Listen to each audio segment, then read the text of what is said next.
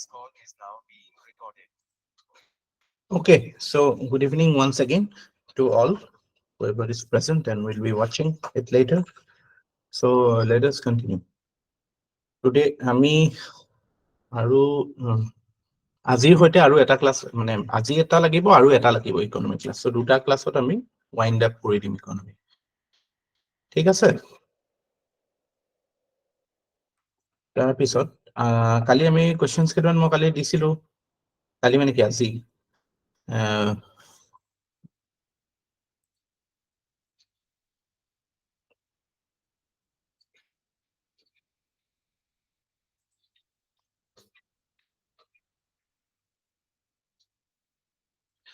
Question যে দিছিলো প্ৰথমটো এইটো সবে শুদ্ধ কৰিছে।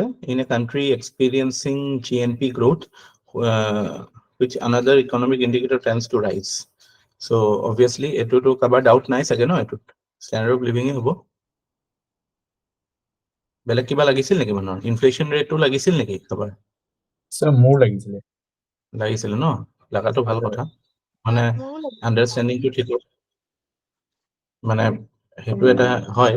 সেনেকুৱাত কি কৰিব মানে বেষ্ট অপশনটো চুজ কৰিব লাগে, কাৰণ নেচাৰেলি ইকনমিক গ্ৰোথ হলে হেৰি হ'বই, ডেট ইণ্ডিকেটছ ইনফ্লেশ্যন ৰেট। বাট মোৰ দেন ডেট একচুৱেলি যিটো আমি ফিলিপছ কাৰ্ভৰ কথা পঢ়িছিলো ন, ফিলিপছ কাৰ্ভত কি আছিলে যে ইনফ্লেশ্যন আৰু গ্ৰোথ নাছিল জানো? ফিলিপছ কাৰ্ভটো গ্ৰোথ বহাৰ লগে লগে there is a sorry unemployment আৰু আনএমপ্লয়মেন্ট আছিলে so unemployment আৰু ইনফ্লেশ্যন আছিলে। so ইনফ্লেশ্যন অলপতো থাকিবই, বাট এগেইন আনএমপ্লয়মেন্ট আৰু ইনফ্লেশ্যনৰ ভিতৰত আমি অবভিয়াছলি এমপ্লয়মেন্টক বেছি প্ৰিফাৰ দিম। so সেইটো হিচাপত মানে ষ্টেণ্ডাৰ্ড অফ লিভিং ভাল হৈছে, মানে এমপ্লয়মেন্ট ৰেট বাঢ়িছে ইন এ ৱে, বা সেইটো that is more acceptable. Inflation ৰেটটো চেকো কৰিব পাৰি আমি, ষ্ট্ৰাকচাৰেল আমি ইনফ্লেশ্যনৰ ওপৰত অকমান পঢ়িলে গম পাম যে ইনফ্লেশ্যনটো অকল ডিমাণ্ডৰ কাৰণে নহয়, মানে অকল পইচা কিমান মাৰ্কেটত আছে সেইটোৱে অকল ফেক্টৰ নহয়, ইকনমিটো কিমান এফিচিয়েণ্ট হয় সেইটোৰ ওপৰতো হয়।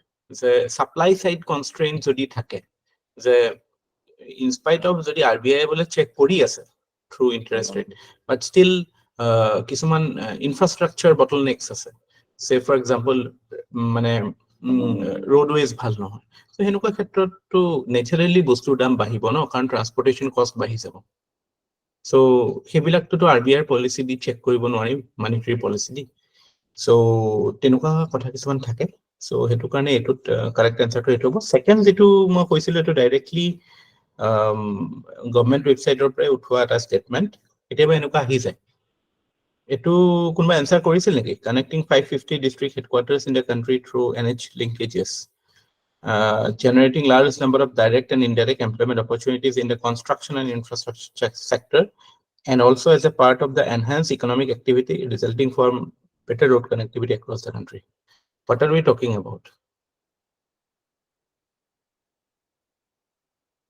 Option দিয়া নাই, পাৰিব নে? কি হয়, কি হ'ব পাৰে? কোৱেশ্চনটো একচুয়ালি বুজি নাপালো, সব কৰিব কি লাগে মই বুজি নাপালো।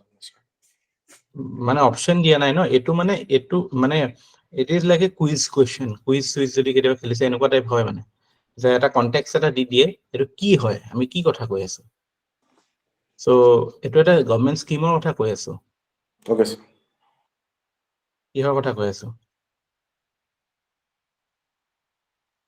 আমাৰ অসমতো বহুত আছে এইটো নিউজ। ইনফেক্ট যিমান ফ্লাইঅভাৰ বনি আছে চবতে সেইটো চিম্বলটো লিখাই থাকে অসমত। সেইটো কাৰণে মই সেইটো বস্তুটো ভাবিলো যে maybe it might be important. ইমান যিমান ফ্লাইঅভাৰ, ইয়েছ, ভাৰতমালা পৰিযোজনা।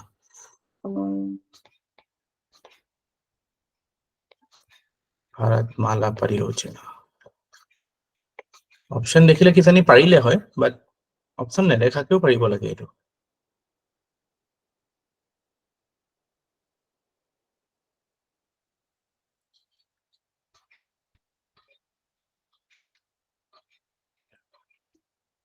এতিয়ালৈকে ইমানখিনি আপোনালোকে প্ৰিপাৰেশ্যনৰ চাইকেলত আছে যে এইবিলাক বস্তু দেখিলে কাবাৰ কৰিছিল নেকি ক্লিক? এইটো would anybody get an idea?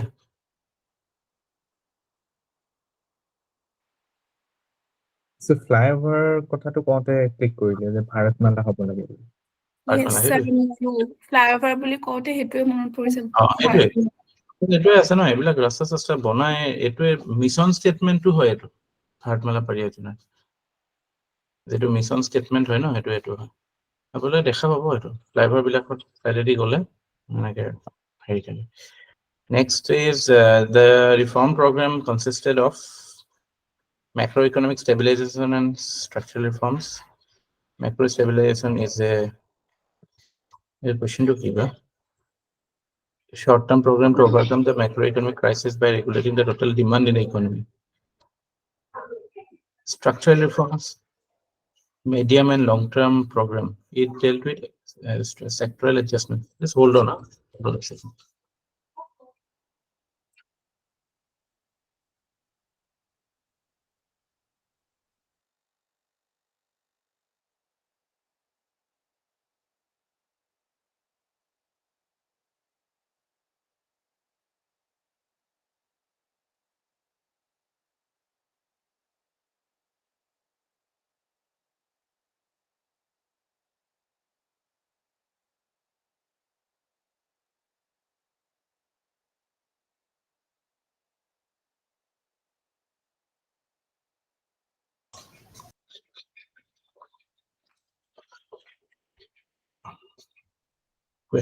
So key reform program was okay, structure okay. Oh, এইটো মানে বেসিক্যালি the idea that আমি এতিয়া যেটো শর্ট টার্ম যিবিলাক গভর্নমেন্টে বা ব্যাংকে যিবিলাক কৰে, ৰিজাৰ্ভ বেংকে যেটো কৰে, সেইটো কয় মেক্ৰো ইকনমিক ষ্টেবিলাইজেশ্যন। মেক্ৰো ইকনমিটো ইম্পেক্ট কৰিবলৈ, সেইটো অবভিয়াছলি শৰ্ট টাৰ্ম হয়। আৰু যেটো আমি 91ত ৰিফৰ্মছ কৰিছিলো বা তাৰ পিছতো মানে আমিতো কৈছিলো ন, first generation reform, second generation reform. First জেনাৰেশনত যিবিলাক মানে নন লেজিসলেটিভ ৰিফৰ্মছ যিবিলাক কৰিছিলো, তাৰপিছত যিবিলাক লেজিসলেটিভ বেস ৰিফৰ্ম যেনেকে জিএসটি, এইবিলাক মানে কাইন্ড অফ স্ট্ৰাকচাৰাল ৰিফৰ্ম যিবিলাক লং টাৰ্ম ইম্পেক্ট হয়। সো এই আইডিয়াটো জনাটো দৰকাৰী যে ৰিফৰ্মত মানে আমাৰ ইকনমিটো যে আমি এটা বেলেগ ডাইৰেকশন দিছো বা এটা পজিটিভ ডাইৰেকশন দিছো, সেইটো ক্ষেত্ৰত মানে এই টুলস বিলাক বা এই টাৰ্মস বিলাক ইউজ হৈ থাকে। ক'ৰবাত যদি পাই স্ট্রাকচারাল রিফর্মস বুলি যেতিয়া পাব, that means it is long term. ক'ৰবাত যদি মেক্ৰো ইকনমিক ষ্টেবিলাইজেশ্যন প্ৰগ্ৰেম বা মেক্ৰো ইকনমিৰ ওপৰত কিবা এটা ইম্পেক্ট কৰিব বিচাৰিছে, that means that is short to medium term, short term. Sir কালি আমি যিখিনি পঢ়িছিলো সেইখিনি মেক্ৰো ইকনমিক হ'ব ন স্যাৰ? মেক্ৰো মেক্ৰো যিবিলাক আমি ৰেচিঅ'ছ বিলাক পঢ়িছিলো ৰিজাৰ্ভ বেংকৰ, তাৰ পৰা হেৰিখিনি মানে কোৱালিটেটিভ টুলছ, সৰি কোৱান্টিটেটিভ টুলছ খিনি। তাৰপিছত PM গতি শক্তি, এইটোতো ইম্পৰ্টেণ্ট স্কিম হয়। এগেইন কি হয়, সেইটো হয় একচুৱেলি PM গতি শক্তিটো মানে একচুৱেলি ডাইৰেক্টলি কিবা প্ৰজেক্ট তো নহয়, এক্সিকিউশনটো নহয়। PM গতি শক্তি ইজ কাইন্ড অফ এ মানে coordinating mechanism. It coordinates the activities of multiple ministries, multiple departments working in the field of infrastructure development, working in the field of say মানে এইবিলাক আৰু creating conducive business environment. So এনেকুৱা ক্ষেত্ৰত মানে roadways লগতো হওক, railways লগতো হওক, waterways লগতো হওক, it is a kind of intersectionality create কৰাৰ কাৰণে মানে এটা umbrella scheme type হয় মানে হা। So ইয়াতে যেটো aim দিছে, ensure integrated planning and implementation of infrastructure project in the next 4 years by 24-25 লৈকে আৰু হা টাৰ্গেটটো।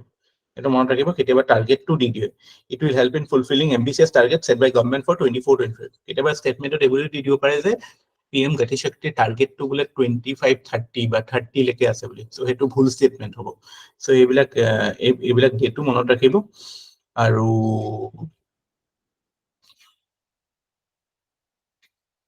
ইন্ডাষ্ট্ৰিয়েল কৰিডৰ, ডিফেন্স কৰিডৰ খোলা কথা কৈছে, আৰু 4G কানেক্টিভিটিৰ কথাও কৈছে, এটা এলিমেন্ট অফ মানে কমিউনিকেশ্যন নেটৱৰ্ক এষ্টাব্লিছ কৰা। Gas pipeline is also included in it. So you can well imagine 4G network আহিব মিনিষ্ট্ৰি অফ কমিউনিকেশ্যনছৰ আণ্ডাৰত, গেছ পাইপলাইন আহিব ধৰক আপোনাৰ পেট্ৰলিয়াম মিনিষ্ট্ৰি আণ্ডাৰত। সো ইমান এটা প্ৰজেক্টে কেনেকৈ কৰিব? সো এইটো আই থিংক হেৰিৰ আণ্ডাৰত আছে, PMৰ আণ্ডাৰত আছে নেকি, PM গতি শক্তিটো প্ৰাইম মিনিষ্টাৰ্ছ অফিচৰ পৰা আই থিংক এইটো কণ্ট্ৰল হয়। Okay, next question. Yes. Democracy wins again. We have multiple answers. গ্লোবেলাইজেশ্যন নয়ন কওক So regarding PM Gati Shakti and other schemes, so এইবিলাক sir, sir, এইবিলাক তাৰমানে নীতি আয়োগৰ আণ্ডাৰতে পৰিব নেকি sir? নহয় নীতি আয়োগৰ আণ্ডাৰতটো ডাইৰেক্টলি অটল ইনোভেশ্যন মিছন আছিলে আৰু কিবা সেনেকুৱা ইমপ্লিমেণ্টেশ্যনৰ কামটো একচুৱেলি নীতি আয়োগৰ নহয় Okay, নীতি sir. আয়োগে এডভাইজিং বডিহে এতিয়া চ' হয়, sir. কিছুমান ক্ষেত্ৰত ইণ্ডেক্স বনাই বা এইবিলাক কৰাই সেইটো ডিফাৰেঞ্চ হয় আকৌ প্লেনিং কমিশ্যনৰ নীতি আয়োগৰ এতিয়া এডভাইজৰী ৰোল হে চ' এইটো PM-ৰ আণ্ডাৰত আহিব লাগে PM গতি শক্তিটো ক'ৰ আণ্ডাৰত আহে লেট মি চি আপোনালোকে নাচাব আকৌ দিলে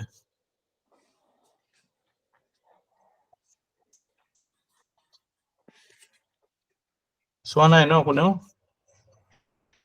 আজি এতিয়া কথা কোৱা নাই দিনত চোৱা নাই 39টা মিনিষ্ট্ৰি ইনক্লুড হৈ আছে বুলি গম পালো বাট দেন কিন্তু ইমপ্লিমেন্টিং এইটো এনে এজেন্সিটো কি হেৰি আহ, আহ,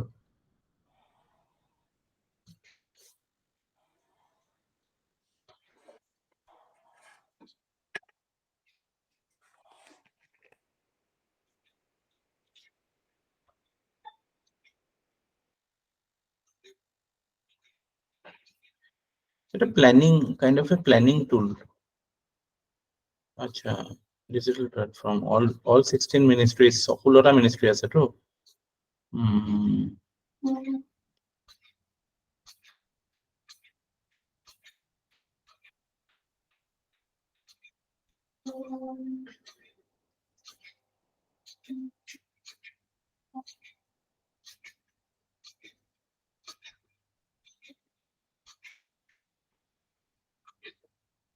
আমাৰ গভৰ্নমেন্ট অফ ইন্ডিয়া আছে ক্লাউড প্ল্যাটফৰ্মটোৰ নাম কি জানা নাই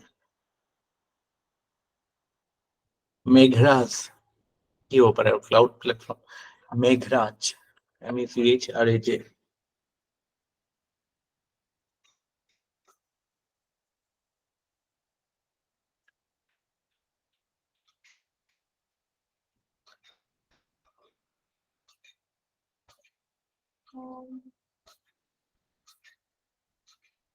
মিনিষ্ট্ৰি অফ কমাৰ্চ এণ্ড ইণ্ডাষ্ট্ৰিৰ ৱেবছাইটত আছে PM গতি শক্তিটো মিনিষ্ট্ৰি অফ কমাৰ্চ এণ্ড ইণ্ডাষ্ট্ৰিত এটা অৰ্গেনাইজেশ্যন আছে এটা ডিপাৰ্টমেণ্ট আছে ডিপাৰ্টমেণ্টৰ নাম হৈছে DPIIT department for promotion of industry and internal trade so this is the I think nodal ministry of commerce and enterprise PM gati shakti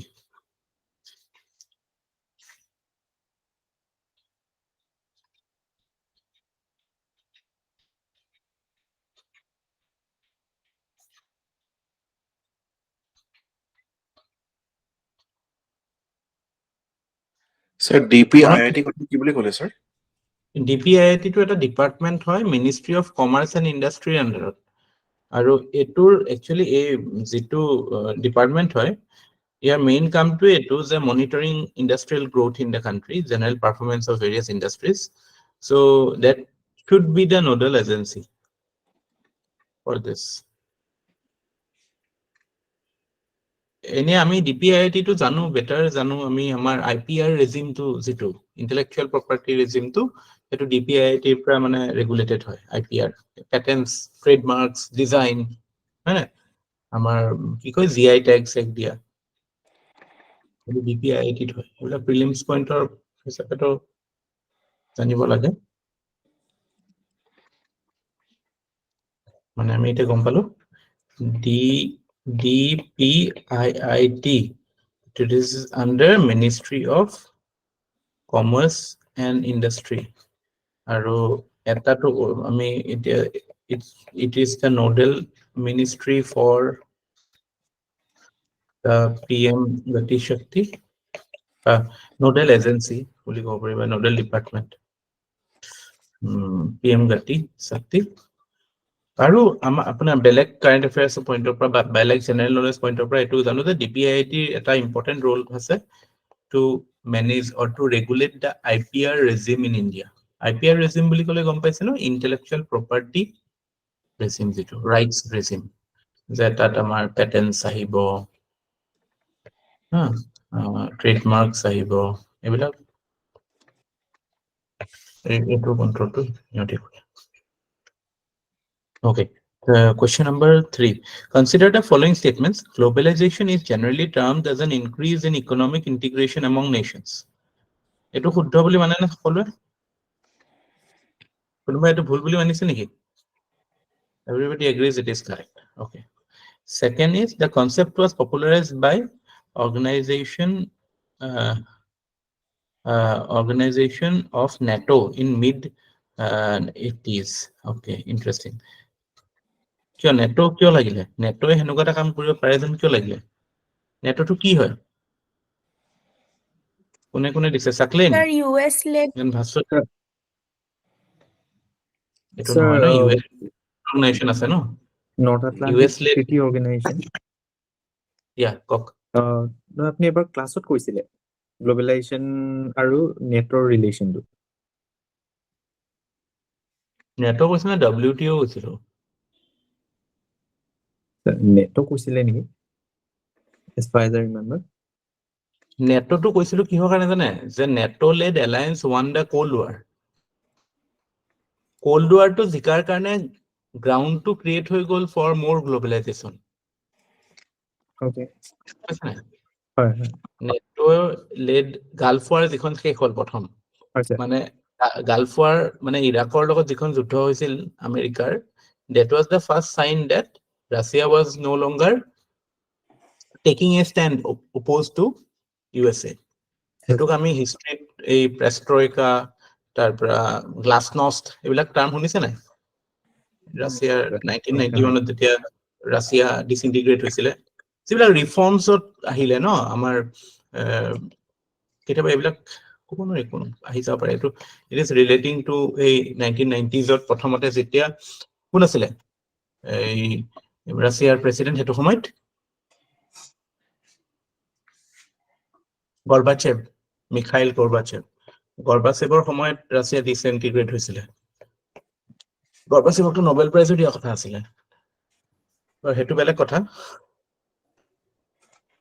so এই বস্তুটো যে কিয় হ'ল, মানে যেটো মানে জিঅ'পলিটিক্যাল ট্ৰিগাৰটো আছিলে যে গালফ ৱাৰ। সো মই সেইটো ক্ষেত্ৰত কৈছিলো Gulf War was the victory of NATO force. কিন্তু globalisation actually is a concept of west. আৰু NATO is a western organisation, but it is a security organisation. তো চিকিউৰিটি অৰ্গেনাইজেশ্যনটোৰ উদ্দেশ্যটো সেইটো কেতিয়াও হ'ব নোৱাৰে যে এটা গ্লোবেলাইজেশ্যন বেসিক্যালি ইকনমি, ট্ৰেড এটোৰ যাৰ ইন্টাৰেষ্ট হ'ব সিহঁতিয়ে প্ৰমোট কৰিব, গম পাইছা নাই? সো হয়, sir. দ্য অৰ্গেনাইজেশ্যন OECD কৰিছিলে। OECDৰ ইনিচিয়েটিভত মানে গ্লোবেলাইজেশ্যনৰ এটা মুভমেন্ট মিড 80sৰ পৰা আহি গৈছিলে। সো পপুলাৰাইজ মানে আমাৰ হেৰিয়ত আৰু জেনাৰেল পাৰ্লেন্সত। ঠিক আছে, বুজি পাইছে কথাটো? হয় স্যাৰ, বুজিছো।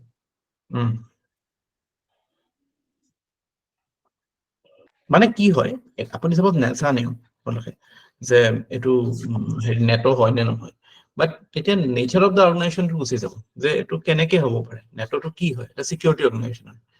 সো মই ক'বাত কিবা এটা কৈছিলো বেলেগ এটা কনটেক্সটত, আপুনি শুনি পেলাই একজেক্টলি চিভিল সাৰ্ভিস পৰীক্ষাটোৰ এটা কথা কি জানে, এইটো এনেকুৱা নহয় যে আপুনি ইনফৰমেশ্যন লৈ পেলাই ইনফৰমেশ্যন ডাইৰেক্টলি ইউজ কৰিব। ইনফৰমেশ্যনটো লৈ আপুনি প্ৰচেছ কৰিব লাগিব, প্ৰচেছ কৰি তাৰ সাৰমৰ্মটোহে ইউজ কৰিব পাৰিব পৰীক্ষাত। তো সদায় নিজৰ প্ৰচেছিং পাৱাৰটোৰ ওপৰত বেছি মানে ৰিলাই কৰিব ৰাদাৰ দেন লিসেনিং পাৱাৰটো। So processing will always be number one. So processing says that NATO, which is a security agency, will not take the initiative for promoting globalization, or should not, basically.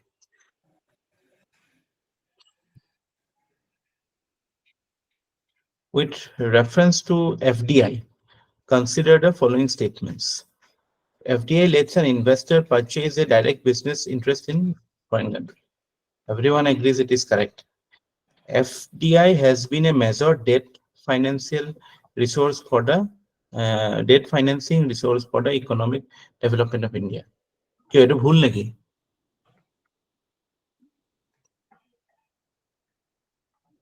Second স্টেটমেন্টটো কিয় ভুল?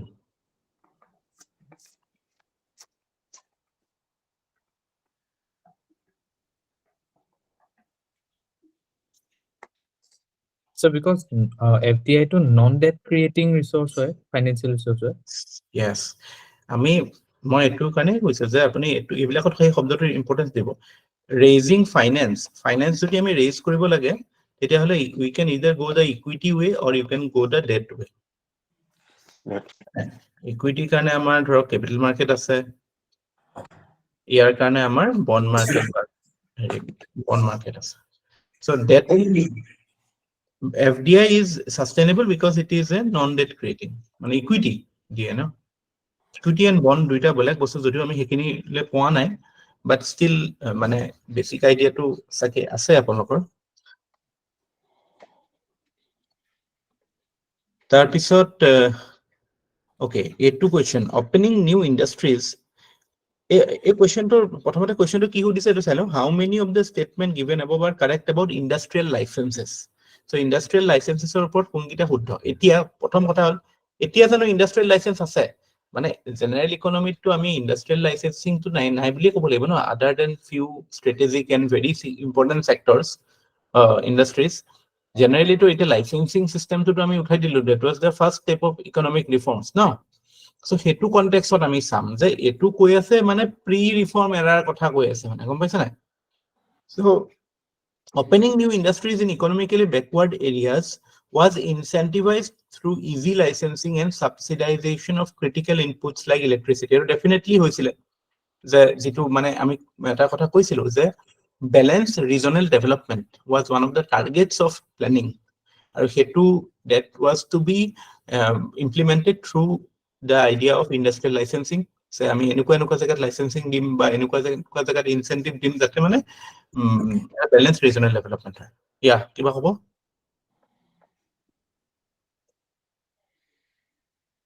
anything second statement to hoise licenses to increase production were issued only if the government was convinced that the economy required more number of goods etia etu sobe hoise etu full statement boli kintu etu শুদ্ধ statement মানে এটা to location of industry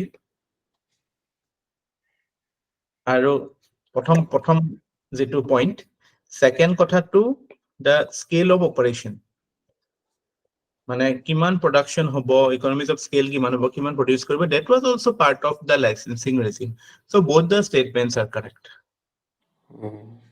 মানে production quantity বহাবলেও you needed license 10টা unit produce কৰিছে 20টা যদি লাগে at that unit also মানে হেতু তাত fix আছে যে ইমানটা unit হে produce হ'ব license তাতকে বেছি লাগিলে you had to গম পাইছে কেনেকুৱা এটা ৰেজিমৰ পৰা আমি আহিছো to appreciate কৰাটো দৰকাৰি এতিয়া existing আমাৰ situation টো বুজিব গলে clear নে নয়ন yes sir নন্দিতাও এটো হেৰি হৈছে কথাটো হেৰি কৰিছে বাট সাকলেনে both দিছে আৰু মৃন্ময়েও অকল 1 দিছে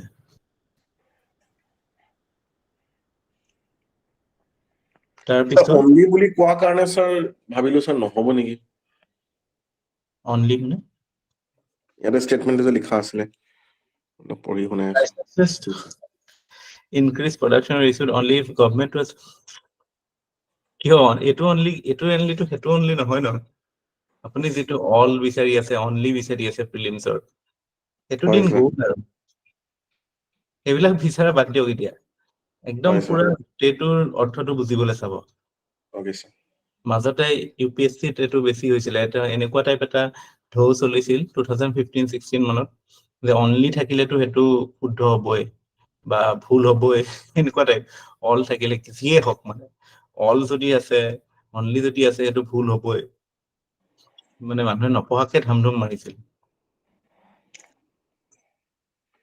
কেতিয়াবা কাম কৰেও সায়েন্সৰ বস্তুবিলাকত হয় জেনাৰেলি সায়েন্সৰ কোৱেশ্চন বিলাকত স্টেটমেন্ট বেসড আহিলে মানে কি হয় আসল কথাটো এটো যে সায়েন্সত ফুল স্টেটমেন্ট এটা লিখিবলৈ অলপ দিগদাৰি হয় কাৰণ আকৌ হেতু এগেইন টেকনিক্যাল এৰাৰছ আহিব পাৰে ন এটা এবসাৰ্ড লাগিব পাৰে সো সায়েন্সৰ ক্ষেত্ৰত জেনাৰেলি এতিয়াও হেতু ওয়াৰ্ক কৰে সায়েন্স বেসড কোৱেশ্চনস বিলাকত যে all statements are correct can be an assumption মানে যদি একো নাথাকে তেতিয়ালে অলট মাৰি আহিব সায়েন্সৰ বিলাক যদি একদমই নাজানে আৰু দিব লাগে আৰু যদি মানে ফিউচাৰিষ্টিক টেকনলজি হয় তেতিয়াও অল মাৰি আহিব লাগে সে 5G ৰ কথা কৈছে বা নেনো টেকনলজিৰ কিবা কথা কৈছে আৰ্টিফিচিয়েল ইন্টেলিজেন্সৰ কিবা এটা কথা কৈছে তাতে মানে there is always a possibility বাট মই সদায় কম এইবিলাকত এটা ৱাৰ্নিং আছে কেভিয়েট আছে যে কনটেক্সট স্পেসিফিক হয় এইবিলাক আইডিয়া এইবিলাক জেনাৰেলাইজ কৰি নলব নিজৰ বুদ্ধি ইউজ কৰিব কাৰণ সিভিল সাৰ্ভেন্ট হ'ব গৈ আছে আপুনি গাইড বুক পঢ়ি পেলাইতো দেশ নচলায় ৰাইট স্যাৰ আপুনিতো ইণ্ডিপেণ্ডেণ্ট ডিচিজন মেকিং ল'ব পাৰিব লাগিব সব প্ৰিপাৰেচনতো বস্তুটো সেইটো ডেভেলপ কৰাটোৱে দৰকাৰী Sure. এতিয়া next economic reform is a policy shift from one to another or alternative development strategy to hoy eta policy shift second to hoise ki economic reforms is not the process in which a government prescribes a declining role for state and an expanding role for private sector yeah second is also correct kyo second to ভুল বুলি কিয় ভাবিছে আপোনালোকে declining role for state and increase expanded role for private sector that is the essence of economic reforms na etu apalage ki bhabise gote prithibir economic reforms kotha koi ase in general reform etia jitu neoliberal scheme of things of reforms mane etu ami etu context to neoliberal no yeah sir এইটো অকল ইণ্ডিয়াৰ কনটেক্সটত নাভাবিলো মানে হল ভাবিলো ইণ্ডিয়াৰ কনটেক্সটতে ভাবিব লাগে এতিয়া আমি যদি ইকোনমিক ৰিফৰ্মছ বুলি কওঁ আজি ডেটত মই যদি আপোনাক জাস্ট কি ওয়ার্ড এটা দিও যে রাইট 100 words or 100 মানে এটা শর্ট নোট লিখিব দিও ইকোনমিক ৰিফৰ্মছ আপুনি কি মাৰ্কেন্টাইলিজমৰ পৰা ফ্ৰী মাৰ্কেটৰ হোৱাটো লিখিব নেকি নিলিখে ন আপুনি এটা ইকোনমিক ৰিফৰ্মছ হলে আপুনি ফ্ৰম ষ্টেট লেড মানে সোশিয়ালিজম টু নিঅলিবাৰালিজম হেতুলৈ লিখিব ন বুঝছে কি কৈছো মই if you are given a task to write something on economic reforms that will essentially mean what happened in 91 post 91 so hetu context of bostutu heri kobo lagibo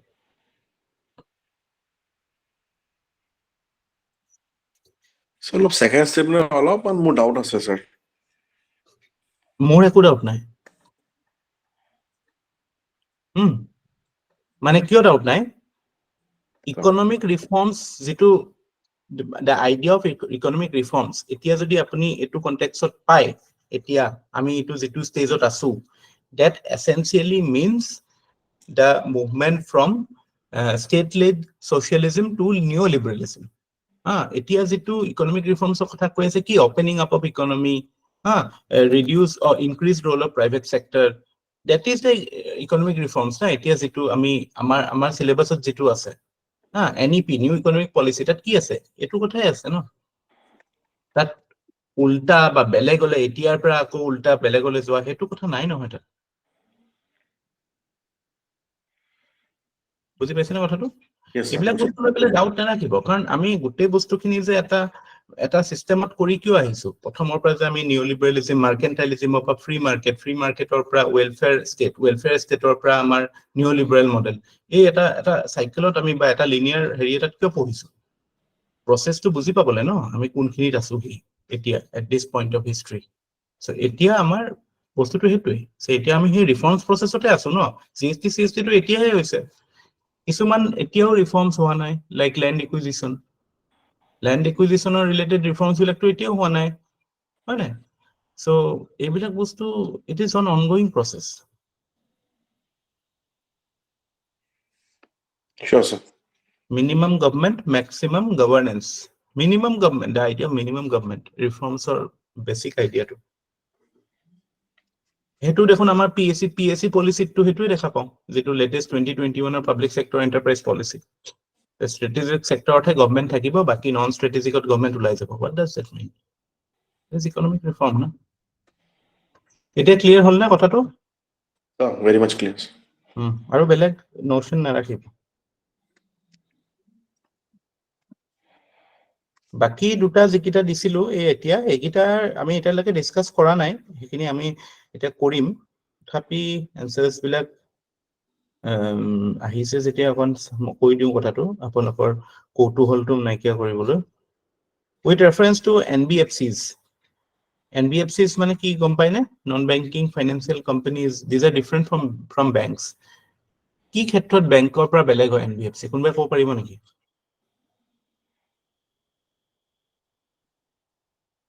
Sir, demand So No, they are no, meant accept for কৰিব credit নোৱাৰে। purpose.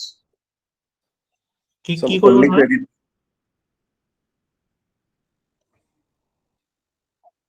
Yeah, কওক। So they don't accept savings accept নকৰে. They are meant for giving out loans. They give out loans, but they do not accept savings. Yes, মানে sir. they are not deposit taking নহয় মানে। Deposit taking নহয়, sir. কিন্তু actually আজিকালি মানে demand deposit নলয়, time deposit লয় কিন্তু কিছুমানত। কিয়? LIC এইবিলাকতো টাইম ডেপজিট লয় ন? হয় নাই? Yes, sir. চ' এইটো ষ্টেটমেণ্টত সেইটো হিচাপত ঠিকে আছে যে they cannot accept demand deposit, that is true. Savings একাউণ্টৰ নিচিনা ডিমাণ্ড ডেপজিট নলয়, কিন্তু টাইম ডেপজিট ল'ব পাৰে, সেইটো কথা মনত ৰাখিব লাগিব। আছে কিছুমান ডেপজিট টেকিং, ইনফেক্ট লিখাই থাকে NBFC-D বুলি, ডেপজিট টেকিং। আৰু obviously they cannot engage in acquisition of securities issued by government, এইটো ভুল ষ্টেটমেণ্ট ন? সিহঁতি এটা important reason why NBFCs are existing is to buy government securities. That is the মানে সেইটোৱে প্ৰাইমেৰী সিহঁতৰ হেৰি টাইপ। নহ'লেতো শ্যাডো বেংকিং বুলি এটা টাৰ্ম শুনিছে নাই? শ্যাডো বেংকিং বুলি কয়। বিকজ ৰেগুলেশ্যনটো বেংকৰ ওপৰত যিমান কাৰা থাকে NBFCৰ ওপৰত সিমানটো কাৰা নাথাকে ন? সিহঁতৰ নিজৰ নিজৰ ৰেগুলেটৰ থাকে বহুত ক্ষেত্ৰত। কিন্তু বহুত ক্ষেত্ৰত মানে বিকজ RBI যিটো মানে monetary পলিচিৰ হৰ্তা-কৰ্তা, they do not have that much of an oversight in comparison to what they have over banks. So hetu hoy, but they actually are actively engaged in the transaction of government securities. NBFCs বিলাক কোনে regulate কৰি থাকে? RBI নকৰে মানে আমি আজি RBI RBI ৰ overall হেৰি থাকে, কিন্তু যেতিয়া সাপোজ NBFC বিভিন্ন টাইপৰ থাকে, যেনেকে ধৰক আপোনাৰ কিছুমান আপোনাৰ ইঞ্চুৰেঞ্চ ৰিলেটেড থাকে, IRDAI বুলি এটা অনুষ্ঠান আছে, insurance regulatory development authority of India আছে।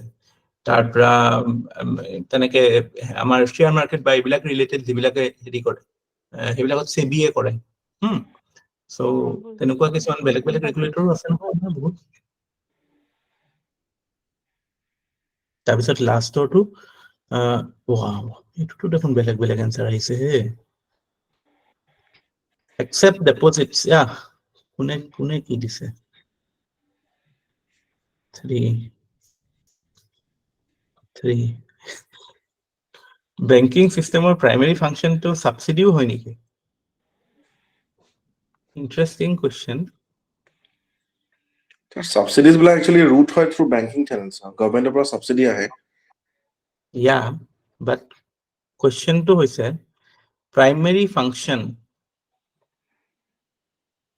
ফাংচনটোতো ডেপজিট এণ্ড ক্ৰেডিটে হয়। সাবসিডি ইজ এ মানে সিচুৱেশ্যনেল থিং না, কেতিয়াবাতো নহবও পাৰে। আৰু এইটো যেতিয়া banking system as a whole বুলি কৈছো, তেতিয়াহ'লেতো এইটোত আমি অকল 4টো একচেপ্ট কৰিম। Deposit and credit, that is the primary function. UPSC এনেকুৱা হয়, UPSC টো এনেকুৱা কোৱেশ্চন, এইটো UPSC কোৱেশ্চন নহয় বাৰু, কিন্তু এনেকুৱা টাইপ আহে মানে গণ্ডগোল কৰিবলৈ। ইয়া কওক। এনেকুৱা এডুকেশ্যন লোন এইবোৰ যে প্ৰভাইড কৰে, সেইটো এটা টাইপ অফ সাবসিডি হৈ যাব। তো তথাপিতো আমি ক্ৰেডিট হয় এইটো। Loan is a credit. Okay, subsidise ৰেটত দিলেও সেইটো তথাপিতো আমি ক্ৰেডিটৰ ভিতৰতে ধৰিম। চিডিটো এইটো বেলেগ, ইণ্টাৰেষ্ট সাবভেনচন কৰে ন? হয় স্যাৰ। এইটো ইন্টাৰেষ্ট আৰু প্ৰিন্সিপাল এমাউণ্ট আৰু ইন্টাৰেষ্ট এমাউণ্টত হয়তো সাবসিডি থাকিব পাৰে, সেইটো এটা বেলেগ বস্তু। আৰু ইয়াত যিটো সাবসিডি কৈছে ধৰক বেংকৰ থ্ৰুদি কিছুমান সাবসিডি ৰুট হয়তো। হয় স্যাৰ। আপোনাৰ এইবিলাক কি কয় হেৰিবিলাক যে আছে, কিষাণ ক্ৰেডিট, সেইবিলাক হয় subsidy.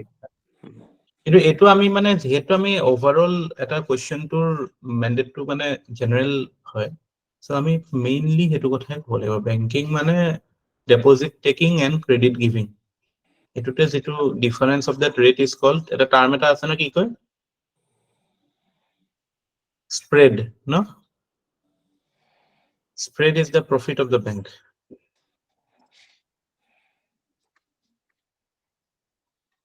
Okay.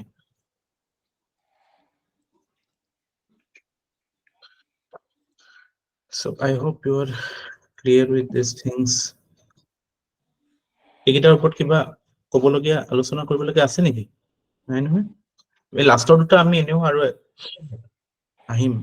We will come to it as we discuss the banking system of India. But before that, let us continue with the issues of monetary policy. আমি কালি end কৰিছিলো কিহত standing deposit facility end কৰিছিলো নেকি ন?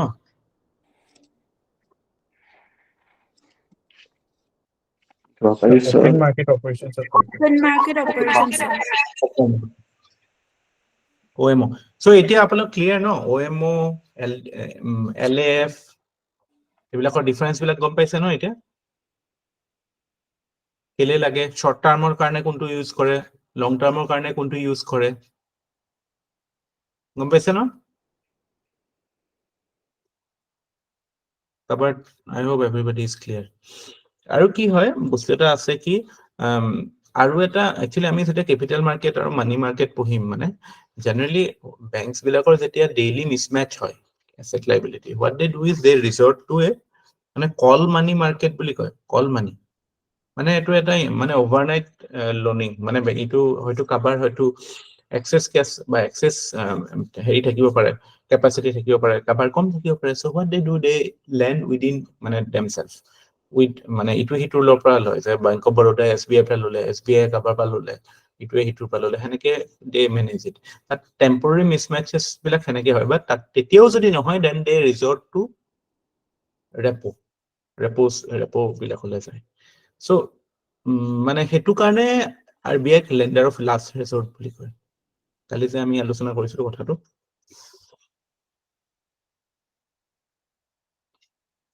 কল মানি আৰু কল মানি বা মানি মাৰ্কেটৰ কথাটো আমি আহিম, এটো hopefully কাইলে কৰিম last as a মানে in the closing part of this topic.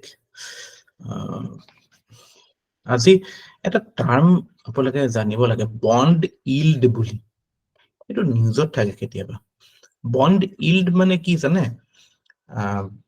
আমাৰ বন্ড মানে কি যে এটা প্ৰমিস এটা যে এটো সাপোজ 100 টকাৰ হয় বোলে 5 বছৰ পিছত ঘূৰাই আনিলে সে 10% ইন্টাৰেষ্টত এটোৰ ভ্যালুটো হ'ব, মানে 5 বছৰ পিছত এটোৰ দামটো হ'ব 110 টকা। সো যেটো এটা মানে বন্ডটোৰ এটা ফেস ভ্যালু থাকে আৰু এটা এটো এটা ম্যাচুৰিটি ভ্যালু, ম্যাচুৰিটি পিৰিয়ড যেটো ভ্যালু হয়। সো কি হয় কেতিয়াবা আপুনি সাপোজ এটো বন্ড কিনিলে 5 বছৰ নহওঁতে আপুনি ভাবিলে যে 4 বছৰ হৈ গৈছে, এতিয়া আপোনাক হেতুৰ তো কিবা এটাটো ভ্যালু এটা লাগে, এটো পইচা এটা লাগে, মানে কিবা এটা পালে ভাল আছিল এটোৰ হেৰিয়ত। সো আপুনি যেটা কি ভাবিলে এটো মানে you wanted to encash it, you wanted to encash the bond. So তেতিয়া কি হয় এখন যদি বেংকলে বা কোনো ফাইনান্সিয়াল ইন্টারমিডিয়েট তালে লৈ গল, সিহঁতে তেতিয়া এটো ডিসকাউন্টিং কৰে। ডিসকাউন্টিং কৰা মানে কি যেটো ফেস ভ্যালু তাতকে কম হেৰিয়ত আপোনাক পইচা দিয়ে, যে এটো দিলে এটো সাপোজ আপোনাৰ তাত আছে আপুনি হয়তো 90 টকা পালে, 90 এটো দিয়াৰ কাৰণে আপুনি এতিয়া আপোনাক 90 টকা দি দিলে বিকজ এটো বিফোৰ দা ম্যাচুৰিটি দিছে, সো আপোনাক এটা ভ্যালু দিলে। সো যেতিয়া ম্যাচিউৰড হ'ব তেতিয়া এই মানুহটোৱে বা এই বেংকটোৱে এটো বেংকটো ইটো একচুয়ালি তেতিয়া 10% নহয় তাতকে বেছি পাব নাই, কাৰণ ইয়াৰ খৰচটো 90, হি পাই গল 110, মানে তাৰ 20 rupees হি গেইন কৰিলে। So 20 rupees out of 90 into 100 মানে কিমান হ'ল?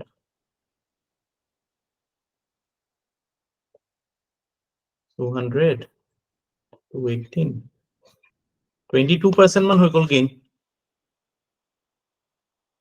বুজি পাইছে না কথাটো? হৈছে। সো তাৰ মানে কি?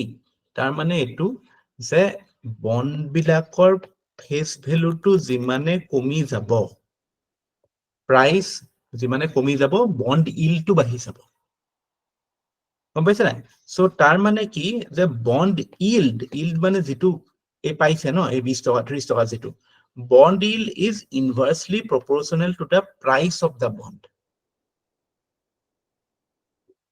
গম পাইছে নে যিটো যিটো মানে ৰিটাৰ্ণ হ'ব বন্ডটো যিমান ফেস ভ্যালুটো কম হ'ব সিমান ৰিটাৰ্ণটো বেছি হ'ব that is a basic idea এখিনিলৈকে ক্লিয়াৰ এটুৰে আমি ম্যাথমেটিক্যাল এক্সপ্ৰেশনটো এটু হয় I hope it is clear to everyone. নিউজত কিয় থাকে গভৰ্ণমেণ্টৰ যিবিলাক সিকিউৰিটিজ থাকে ন গভৰ্ণমেণ্ট সিকিউৰিটিজ বিলাকত বন্ড ইল্ড বহুত হাই বুলি কয় সেইটো কাৰণে কি হয় কোম্পানিজ বিলাকে বা বেলেগ ইনভেস্টৰ্স বিলাকে সিহঁতে they are more attracted towards the government bonds rather than corporate bonds আজি যদি টাটাই কয় যে মই এটা বন্ড ইস্যু কৰিছো তেতিয়া ইনভেষ্টৰে ক'ব যে বাট গভৰ্ণমেণ্টৰ বন্ড ডিলটো বহুত বেছি হৈছে গভৰ্ণমেণ্টতে আমি ইনভেষ্ট কৰি লওঁ so to discourage this habit গভৰ্ণমেণ্টে কি কৰিছে যে এটো এই প্ৰাইচটো যে বেছি কমি যায় হেতু চেক কৰিব বিচাৰিছে সো গভৰ্ণমেণ্টে কি কৰিছিল মাজতে এই যিবিলাক মানে লং টাৰ্ম বন্ডস আছে গভৰ্ণমেণ্ট বন্ডস সেইবিলাক গভৰ্ণমেণ্টে কিনি লৈছিল মানে আৰবিআই কে কিনিব কৈছিল যাতে এই তাৰ ক্ৰাইসিস হক মাৰ্কেটত আৰু ক্ৰাইসিস হলে আমি জানো কি হ'ব প্ৰাইসটো উঠিব নে কমিব উঠিব so that is how you reduce the bond yield ঠিক আছে so that is how that was an operation that was done হেতু অপাৰেশনটো এটা টাৰ্ম এটা আছিল কাৰণে ইম্পৰ্টেন্ট হয় এটা বুটি দিব এবাৰটো নখুদে কিন্তু নিউজত আছিল বা বন্ড yield শব্দটো ইম্পৰ্টেন্ট হয় অপাৰেশন টুইষ্ট বুলি কৈছিল মানে লং টাৰ্ম গভৰ্ণমেণ্ট বন্ডস বিলাক কিনি লৈছিল আৰু শৰ্ট টাৰ্ম বিলাক বেছি দিছিল মাৰ্কেটত it was an exercise মানে done to elevate the bond prices so that bond yield to come গভৰ্ণমেণ্টৰ লাইবিলিটিও কমিব আৰু লগতে কৰ্পোৰেট বন্ডস বা এইবিলাকো এনকাৰেজ হ'ব জাস্ট প্ৰিলিমছত মই ক'লো নহয় এইবিলাক বস্তু just basic understanding and word association is enough to solve the problem কাইলে কিবা কাৰণে যদি বন্ড ইল্ড বা ডিসকাউন্টিং এই টাইপৰ টাৰ্ম আহি যায় আপুনি এই বস্তুটোৰ লগত মানে মিলাই চাব যে বস্তুটো প্ৰাইচৰ লগত ৰিলেটেড বন্ড প্ৰাইচটো কমি গলে বন্ড ইল্ডটো বেছি হৈ যাব সেই বেসিক আন্ডাৰষ্টেণ্ডিংটো লৈ পেলাই ইউ ক্যান মুভ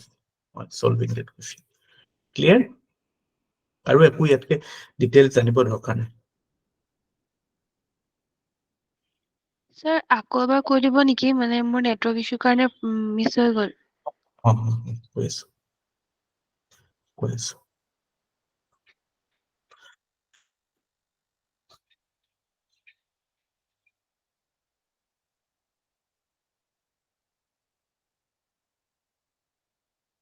কোনখিনি মিছ হ'ল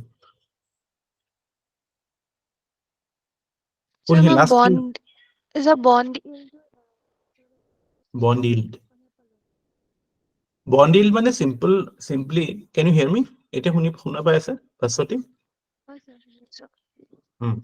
সো কি হয় যে যিবিলাক বন্ড থাকে বন্ড মানে গভৰ্ণমেণ্ট বন্ড মানে গভৰ্ণমেণ্ট সিকিউৰিটিজ হক মানে এটা ফেস ভ্যালু থাকিব হেতুৰ ওপৰত এটা ইন্টাৰেষ্ট দিব হয় না যে 100 টকা হয় 110 টকা 10 বছৰৰ পিছত বা 5 বছৰৰ পিছত বা 2 বছৰৰ পিছত খালে সো কেতিয়াবা কি হয় সেইখনটো আপোনাৰ হাতত থাকিলে আপোনাৰ একো কামত নাহে ন ডাইৰেক্টলি 5 বছৰলৈ ৰখিব লাগিল বাট ইন দা মেইন টাইম আপোনাক যদি লগা হয় আপুনি কি কৰিব আপুনি হয়তো বেংক এটা ওচৰলৈ গ'ল য'ত এইবিলাক বস্তু ডিসকাউন্টিং কৰে বন্ড বিলাক so what they do they will actually আপোনাক এটু দামতে নিদিয়ে আপোনাক 100 টকা দি নিদিয়ে 100 টকাতকৈ কমত দিব হেতু ডিসকাউন্টত বন্ডটো বেচা বুলি কয় আপোনাক because what you get the liquid asset না immediately আপোনাক এটা লিকুইড ক্যাশ পাই গল হেতু আপোনাৰ বেছি কামত হ'ব এক বছৰ পিছত আপুনি 110 টকা পোৱাতকে সো বেংকে আপোনাক ধৰক 90 টকা দি দিলে হেতু বন্ডটো সো বেংকে যেতিয়া এক বছৰ পিছত এট দা টাইম অফ ম্যাচুৰিটি বেংকে যেতিয়া যাব তেতিয়া এটু বেংকে কিমান ৰিটাৰ্ণ পাব 90 110 মানে 20 টকা 20 টকা ৰিটাৰ্ণ পালে ইয়াতটো অৰিজিনালি 10 টকাহে আছিল সো এই ৰিলেশনটো কি বুজাইছে যে যদি বন্ড প্ৰাইচটো কমে বন্ডৰ পৰা যেটো ৰিটাৰ্ণ পায় হেতু কয় বন্ড yield হেতু বাঢ়ি যায় that means bond yield is inversely proportional to the price of that bond বন্ডৰ প্ৰাইচটো যিমান কমি যাব সিমান মানে হেৰি হ'ব, ইলটো বেছি হ'ব। চ' গভৰ্ণমেণ্ট চিকিউৰিটিজ বিলাকত মানে চৰকাৰে কি কৰিলে, টু মানে raise the demand of the bond or raise the prices, what they will do, চৰকাৰে গভৰ্ণমেণ্ট চিকিউৰিটিজ বিলাক RBI ক'লে কিনি ল'বলৈ, RBI কিনি ল'লে, ফলস্বৰূপে মাৰ্কেটত গভৰ্ণমেণ্ট বণ্ডৰ ডিমাণ্ড বাঢ়ি গ'ল, কিবা এটা বস্তু ক্ৰাইচিছ শ্বৰ্টেজ থাকিলে ডিমাণ্ড বাঢ়ে, তো ডিমাণ্ড বাঢ়া মানে প্ৰাইচ বাঢ়ি গ'ল। So' that is how bond yield কমি গ'ল। গম পাইছে? এইটো এটা independent macro' economic stabilisation activity done by RBI। পৰীক্ষা পইণ্ট অফ ভিউ কিয় important? By chance bond yield টাৰ্মটো আহি যাব পাৰে। Bond yield, the term bond yield was in news in relation to what? Did you government securities, stabilization of price of government securities, kiba kibi heneke. So hey idea to thakile apuni you can manage the answer. Clear? নহলে এখিনি part আকৌ ভিডিওত record to repeat চাই লব।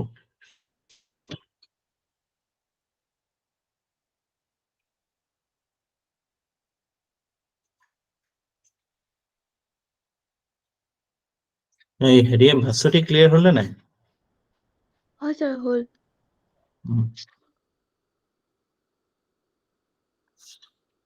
Next যেটো আমি bank related, actually এটা banking ইয়াতো চাইলো, priority sector lending.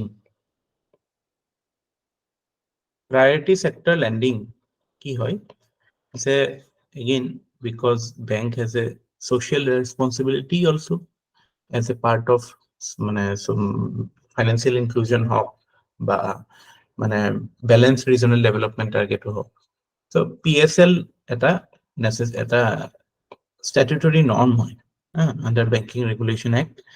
RBI কৈছে যে every bank, every scheduled commercial bank should have at least মানে 40% of their loans for mainly তিনটা priority sector কাৰণে। তিনটা sector কি কি? এটা তো agriculture, and to small industries,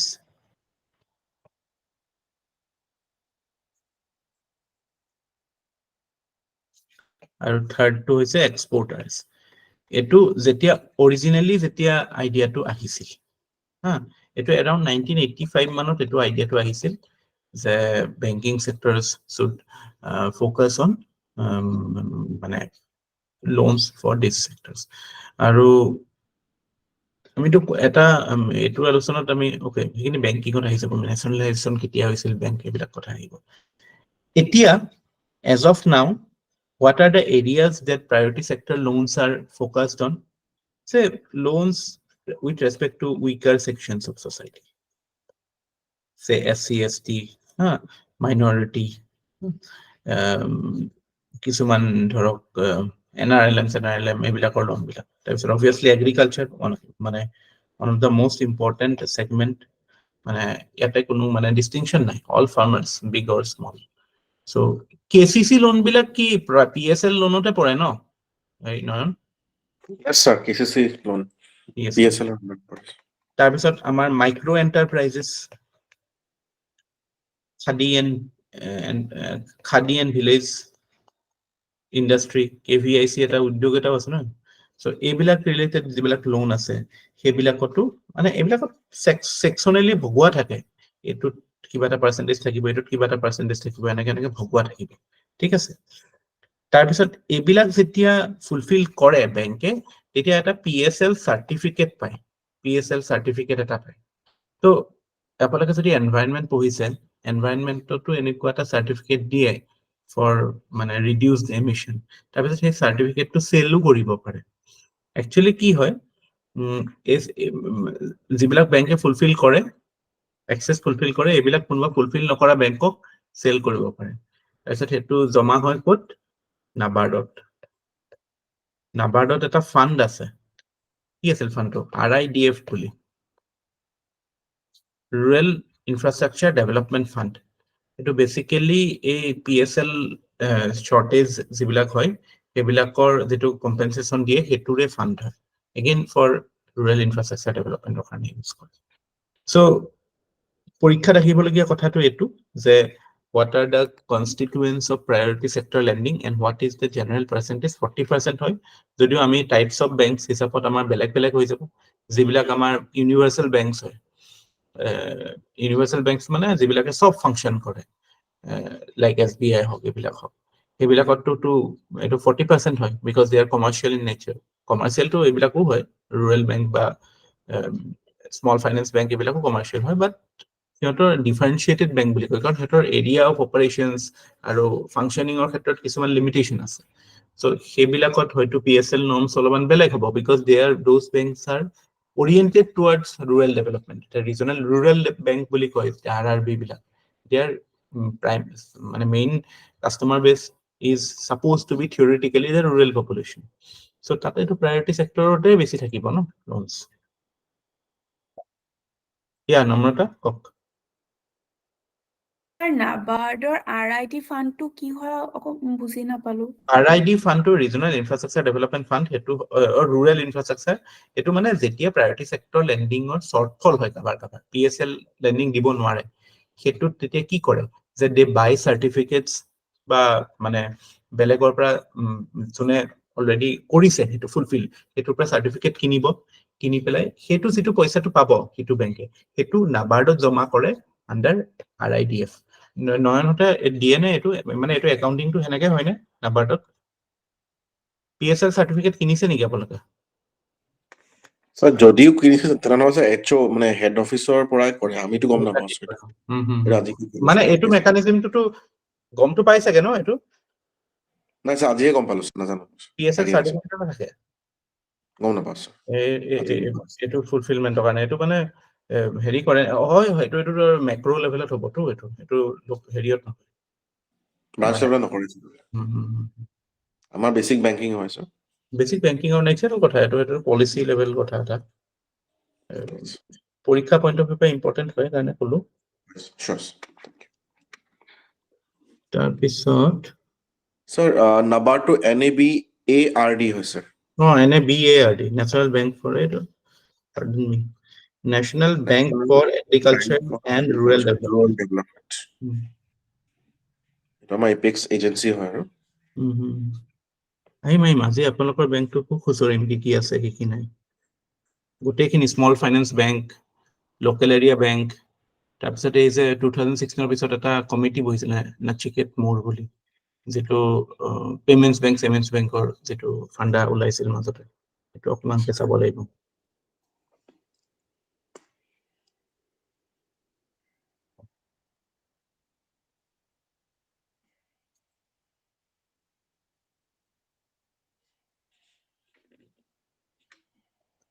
এই অকল এইটো নাবাৰ্ডতে নিদিয়ে দেই এইটো চিডবিটো দিয়ে এটা স্মল ইণ্ডাষ্ট্ৰিজ ডেভেলপমেণ্ট বেংক বুলি এটা আছে নহয় সেইটো এটা ৰিফাইনেন্স এজেঞ্চিয়ে হয় নাবাৰ্ডৰ নিচিনা ৰিফাইনেন্সিং কি হয় সেইখিনি আমি আহিম সেইখিনি পঢ়াৰ পিছতহে এইটো পঢ়িলে ভাল হ'ব আছিলে আচলতে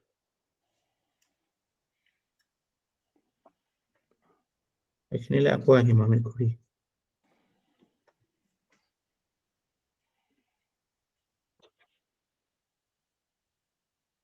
ওকে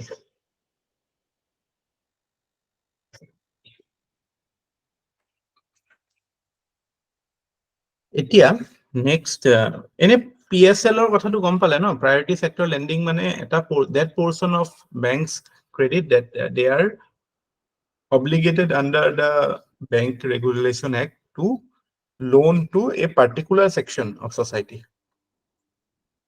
আৰু এটো অকল বোলে পাব্লিক সেক্টৰ বেংকৰ কাৰণে ম্যান্ডেটৰি নহয় প্ৰাইভেট বেংকছৰ কাৰণেও ম্যান্ডেটৰি ইনফ্যাক্ট ফৰেন বেংকছৰ কাৰণেও ম্যান্ডেটৰি হয় if they are having 20 or more branches foreign banks কিছুমান আছে নহয় আমাৰ যেনেকে সিটি বা এইবিলাক কি HSBC এইবিলাক এনেকুৱা ফৰেন বেংকছ কিছুমানটো আছে সিহঁতেও মানে এটো লাগে এগেইন ৰেট ভেৰাইজ পাৰ্চেন্টেজ হয়তো ক'বাত অকমান কম বেছি হ'ব পাৰে যেনেকে ৰিজনেল ৰুৰেল বেংকত তো 75% নেকি ন RRB 75% priority sector lending yes sir report হৈ যায়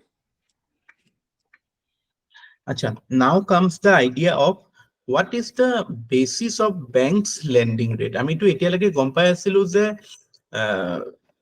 banks বিলাকে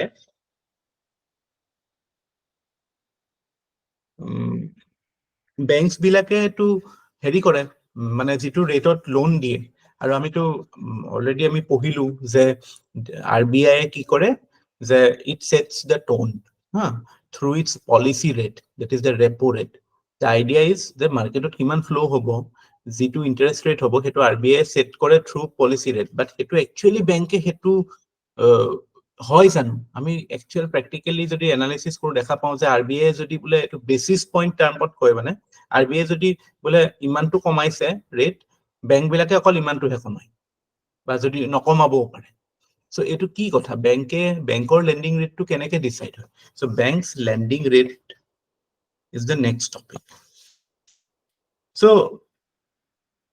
প্ৰথমতে there was this thing called এটা বেস ৰেট ৰেজিম এটা আছিল base rate regime historically important নহয় এতিয়ালৈ আপোনালোকৰ মানে কি হয় বেংকৰ যেটো খৰচ হয় আৰু বেংকৰ যেটো প্ৰফিট মাৰ্জিন হয় হেতুৰ লগত এটা কষ্ট অফ ফান্ড যিমান টু মেইনটেইন ফান্ড মেইনটেনেন্সৰ কষ্ট আছে হেতুৰ বেসিছত দে ডিটাৰমাইন ইট ইজ মানে based on the needs of particular banks they determine it technical details যাব দৰকাৰ নাই the idea is that এটো এটা ওপৰপা দিয়া ৰেট নহয় কষ্ট অফ অপাৰেশনৰ যিমান খৰচ হ'ব সেই হিচাপত বেংকে ডিসাইড কৰিব এটো এটা বেস ৰেট সিস্টেম আছিল প্ৰথমতে তাৰ পিছত এটা সিস্টেম আহিলে হেতু কয় কি আছিল নেক্সট সিস্টেমটো MCLR marginal cost of funds based lending rate MCLR systemত আহিলে MCLR টো অলপমান বেটাৰ আছিল ইয়াতকে বেস ৰেট সিস্টেমতকে কাৰণ ইয়াতে মানে অকমান মানে বস্তুটো বেছি ট্ৰান্সপাৰেন্ট অপাৰেশনাল কষ্ট কিমান ফান্ড মেইনটেনেন্সৰ কষ্ট কিমান তাৰ উপৰি মানে ৰেপো ৰেট সেপাৰেট মিলাই পেলাই এটা ৰেটত আহে মানে বেংকে নিজৰ যেটো ৰেটত লোন দিব বা ডিপোজিটত কিমান ইন্টাৰেষ্ট দিব এটো বস্তু তাৰ পিছত এবিলাকৰ মানে কি হয় প্ৰবলেমটো হয় কি there is this term in news monetary policy transmission সে এই মাত্ৰ মই যেটো কথা কলো যে in spite of RBI changing its policies or impacting rate cuts we do not see proportionate cuts by banks so হেতুৰ ক্ষেত্ৰত মানে এবলি আহে যে there is you can say not a very smooth transmission of the monetary policy in the Indian economy why is it happening again মানে multiple reasons আছে এটোৰ কাৰণে আমি যদি analyse কৰি চাও তো আমি let us look into that aspect first যে monetary policy transmission inadequate কিয় হয় why is it inadequate why inadequate monetary policy transmission এটো যদি আমি এনেকে চাও তেতিয়া হলে আমি দেখা পাম যে কিছুমান ব্ৰডলি কিছুমান বেসিক ৰিজন আছে এটাটো যে যেটো ডাটা লাগে ন পলিসি কাৰণে সো টাইমলি ডাটাটো পাব লাগিব যে RBI কিহৰ বেসিছত পলিসি সেট কৰে it is based on CPI all India inflation যে all India inflation rate to কিমান আছে হেতুৰ বেসিছত RBI নিজৰ পলিসি ৰেটটো হেৰি কৰিব এটা এইবিলাক ডাটা আহুতে টাইমলি আহিছে নে নাই হেতু এটা ফ্যাক্টৰ হয় সো আজি এতিয়াৰ ৰেটত হয়তো এতিয়া যেটো এক্সিস্টিং ডাটাৰ ওপৰত আহিব হেতুৰ ওপৰত হয়তো পলিসিটো বনাওতে এক্সিস্টিং ডাটাটো ইনভ্যালিড হৈ যাব so timely and adequate data is a challenge why monetary policy transmission doesn't happen then secondly যেটো আমাৰ মানে বেসিক ৰিকোয়াৰমেন্ট কালি আমাৰ মানি মাল্টিপ্লায়াৰৰ ক্ষেত্ৰতো হেতু প্ৰবলেম পাইছিল যে ফাইনান্সিয়াল এক্সক্লুজন বা মানে সাফিসিয়েন্ট ফাইনান্সিয়াল ইনক্লুজনে নাই ন বেংকিং পেনিট্ৰেশন ইজ লো সো যিমানখিনি বেংক আছে সো হিহঁতৰ যেহেতু মানে নেট টু ওয়াইড নহয় প্ৰফিট মাৰ্জিনটো হিমান বেছি নহয় যে হিমানটো ফ্লেক্সিবিলিটি থাকিব ঠিক আছে তাৰ উপৰিও কিছুমান মানে আমাৰ যেনেকে সাপ্লাই সাইড বটলনেক্স কিছুমান আছে যেনেকে ইনফ্ৰাষ্ট্ৰাকচাৰ ৰিলেটেড ইস্যুজ আছে হেবিলাকেও ইন এ ওয়ে মানে ৰিয়েলিটিৰ লগত অকমান চ্যালেঞ্জ কৰে পলিসি বিলাক তাৰ পিছত Obviously NPS বেংক বিলাকৰ যিবিলাকৰ অলৰেডি লোন বহুত বেড লোন হৈ আছে সো তেনেকুৱা ক্ষেত্ৰত RBI পলিসি কাট কৰিলেও they will be less inclined to cut their interest rate precisely because existing loans are not serviced. বুজি পাইছে না কথাটো? Are you with me? Yes, sir. তাৰ পিছত another very significant supply side factor হয় যে fiscal policies of the government. Say for example government বহুত loan waiver দি দিয়ে লোন ৱেভাৰ মানে বুজি পায় ন যে ইলেকশ্যন আহিছে এনেকুৱাত বোলে পুৰা লোন মাফ কৰি দিলে তো বেংকৰটো লছ হৈ যায় ন বহুত ক্ষেত্ৰত লোন ৱেভাৰ মানে গভৰ্ণমেণ্টে কেতিয়াবা আকৌ সেইখিনি ইণ্টাৰেষ্ট পেমেণ্ট কৰিব বা নকৰিব বহুত ক্ষেত্ৰতটো ৰাইট অফে কৰি দিয়ে হা সো হেতু একাউন্টিংত হয়তো ঠিক হৈ থাকিব বাট বেংকৰ প্ৰফিটতটো নাহিব so banks are that is why banks are very conservative about changing or reducing rates আৰু ফিস্কেল পলিচিৰ লগতে ৰিলেটেড কথা আছে যদি গভৰ্ণমেণ্টে বহুত মানে ফিস্কেল ডেফিসিট বঢ়াই লৈছে if the FD is very high তাৰ মানে কি যে গভৰ্ণমেণ্ট এক্সপেন্ডিচাৰ is very high তাৰ মানে কি there is already the market is flushed with money এনেকুৱা এটা ক্ষেত্ৰত RBI suppose rate cut কৰিলে বেংকে হয়তো তেতিয়া আৰু ইনক্লাইন নাথাকিব পাৰে rate cut because market is already full of money. So what will be the banks gaining by lessening the rate? So এনেকুৱা কিছুমান challengesত বা পৰিস্থিতিত কাম কৰে banks বিলাকে হেতু কাৰণে হয়তো monetary policy transmission is not very smooth in India. আৰু হেতু কাৰণে যিটো সিস্টেমত বেংকে নিজৰ ইন্টাৰেস্ট ৰেট সেট কৰে জিলা আগতে হেতু inadequate হৈ আছে আৰু ৰিভাইজ হৈ আছে আমি প্ৰথমতে I am coming to you just hold on to your thought প্ৰথমতে বেস ৰেট সিস্টেম আছিল তাৰ পিছত MCLR সিস্টেম আহিলে এতিয়া যেটো লেটেস্ট সিস্টেম ফলো হয় since 2019 this is called external benchmark uniform external benchmark এতিয়া যেটো হয় এতিয়া মানে banks বিলাকৰ কি কৰে নিজৰ যেটো হেৰি আছে যেটো ৰেটত ফিক্স কৰিব হেতু নিজৰ কষ্ট সেবিলাকতকে হেতুটোৰ এটা পাৰ্ট থাকিব নিজৰ যেটো ফান্ড মেইনটেনেন্সৰ যেটো কষ্ট তথা তাৰ উপৰিও it has to be মানে it has to be they have to pick any one of a list of benchmarks কিছুমান external benchmark থাকে যেনেকে what is the yield on 91 day treasury bill এটার yield মানে তো বুঝি পাইছে yield মানে বুঝি পাইছে এটো এই অলপ Yes, কথা আছে yes, sir. bond yield তাৰ পিছত what is the yield on 182 day treasury bills এইবিলাক গভর্নমেন্ট সিকিউরিটি দে treasury bill বিলাক less than 1 year বিলাকক হেৰি বুলি কয় বা RBI ৰ যেটো repo rate হেতু বেঞ্চমাৰ্ক হিচাপে লব পাৰে but not necessarily limited to it বা এটা অনুষ্ঠান আছে ফাইনান্সিয়াল বেঞ্চমার্ক ইন্ডিয়া লিমিটেড বুলি হেতুৱে সেট কৰা যিমান বেঞ্চমাৰ্ক থাকিব হেবিলাক লব পাৰে আৰু মানে এটু মানে কি হয় বেসিক্যালি দা আইডিয়া ইজ মানে যদি অকল নিজৰ প্ৰবলেম আছে বুলি পেলাই যাতে লিমিটেড কৰি ৰাখে they have to base their rate on external benchmarks so পৰীক্ষাত যদি আহে MCLR কি হয় বা FBIL কি হয় বা external benchmark কি হয় কি বুলি কব it is related to fixing of the interest rates of banks বিলাকে নিজৰ যেটো lending rate হয় basically lending rate to fix কৰে তাৰ হেতু বেসিছত deposit rates এবিলাক কথা আহে তো ব্যাংকে কিটো হিচাপত lending rate fix কৰে আজিকালি based on external benchmark মানে কি যে external benchmark এটা সেট ফলো কৰিব যে এটো যদি repo rate এটোত আছে আমি সেই হিচাপত আমি মানে যদি yield on 91 day treasury bill ফলো কৰে তাৰ মানে এটো যদি আপ ডাউন হয় সেই হিচাপত আমি এডজাস্ট কৰো মৃন্ময় কি আছিল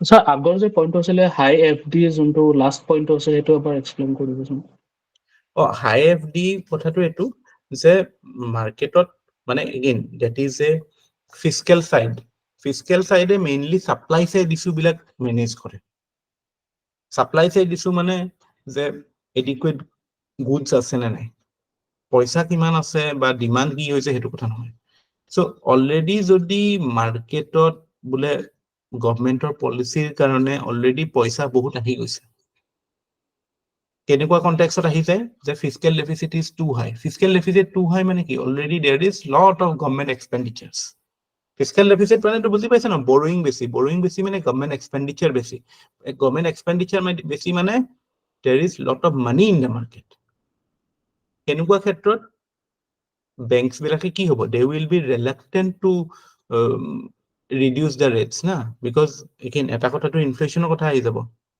আৰু এটা কথা হৈছে কি যে সিহঁতৰ ৰিটাৰ্ণ কিমান নহ'ব সেইটো হিচাপত অলৰেডি তো আহি আছে যেটো আহিব লাগে এনেকুৱা এটা ক্ষেত্ৰত যেতিয়া মাৰ্কেটত বেছি পইচা আছে they will actually be incline to increase the rate because people are anyway coming for loans বুজি পাইছে না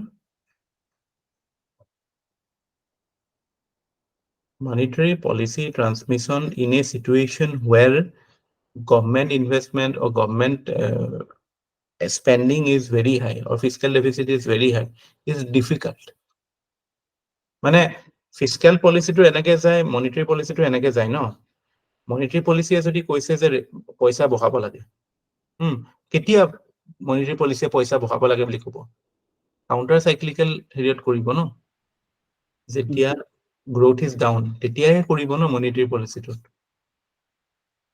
ৰেট কাট কৰিব ন যেতিয়া গ্ৰোথ ভাল হৈ থাকে তেতিয়াতো মানে তেতিয়াও কৰিব পাৰে বাট এনিৱে বুষ্ট কৰিবলৈ যদি কৰে আৰু হিফালে যদি গভৰ্ণমেণ্টেও বোলে খৰচ কৰি বহুত বঢ়াই আছে তেনেকুৱা ক্ষেত্ৰত বেংকছ বিলাকে ৰেটটো কমাবলৈ দিগদাৰ পাব পাৰে ন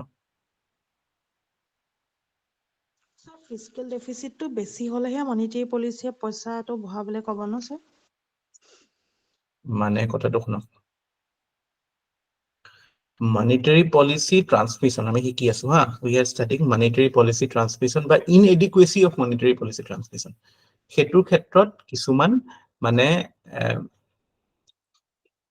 এনেকুৱা কিছুমান চ্যালেঞ্জেস আহে যে যেটো মানে আৰবিআই হেতু হ্যান্ডেল কৰিব নোৱাৰে হেতু মানে আৰবিআই একবাৰ বলে ৰেটটো কাট কৰি দিলে আৰবিআই ৰেট কাট কৰিছে এক্সপেক্টেশন কি যে বেংকছ বিলাকেও ৰেট কাট কৰিব ৰেটটো কাট কৰিব কিন্তু অলৰেডি যেটো ফিস্কেল পলিসি হেতুটো ইন্ডিপেন্ডেন্টলি চলি আছে ন মনিটাৰী পলিসি হেতুটো গভৰ্ণমেন্টৰ পলিসি ন গভৰ্ণমেন্টে যদি অলৰেডি আন্ডাৰ হিউজ ডেট বা under huge fiscal deficit so হেনেকুৱা এটা ক্ষেত্ৰত ফিস্কেল ডেফিচিট গভৰ্ণমেন্টৰ বেছি থকা মানে কি there will be more spending বেছি হলেতো ফিস্কেল ডেফিচিট বাঢ়ে ন আৰু যেতিয়া স্পেন্ডিং বেছি থাকে মানে কি there is more money in the market so হেনেকুৱা এটা ক্ষেত্ৰত হেৰিয়ে নকৰিব ন বেংকছ বিলাকে হয়তো ইন্টাৰেষ্ট ৰেট কাট কৰিবলৈ নিবিচাৰিব মানে কথাটো এটো বুজাবলৈ মই চেষ্টা কৰিছো যে দুইটা বস্তুৰ লিংকটো বাদ দিয়ক মই কথাটো কৈছো যে ফিস্কেল পলিসি এনেকে যায়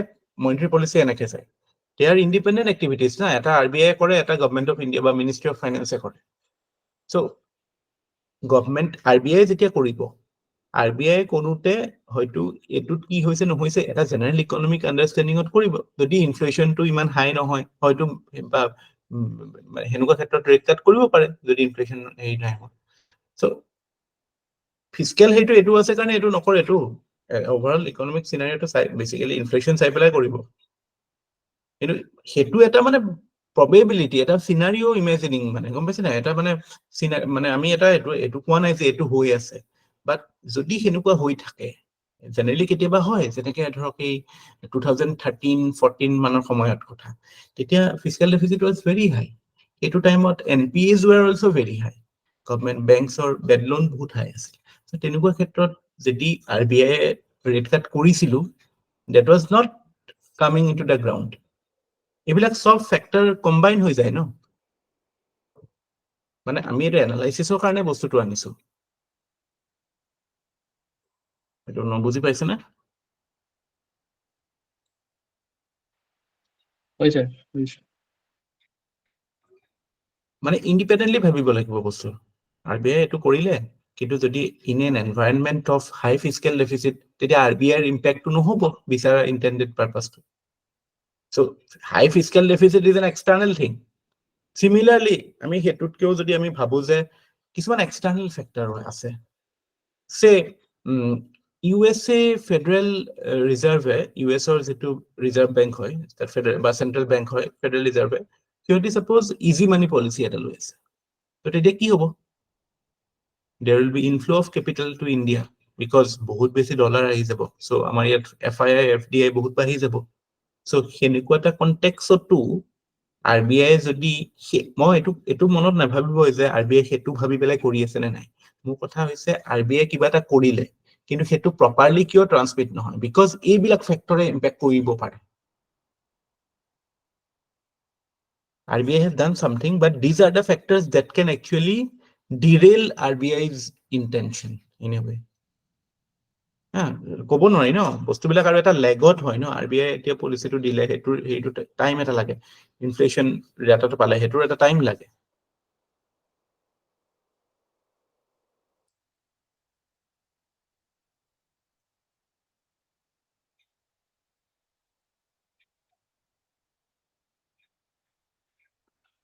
গম পাইছেনে? আৰু এইটোৱে actually what we are actually discussing is মানে মনিটাৰী পলিচি ট্ৰান্সমিশ্যনৰ লগতে the limitation of monetary policy. এটা important limitation is the supply side issues. এইবিলাক যিবিলাক আমি আলোচনা কৰিছোঁ, মনচুন ইজ আনাদাৰ ফেক্টৰ।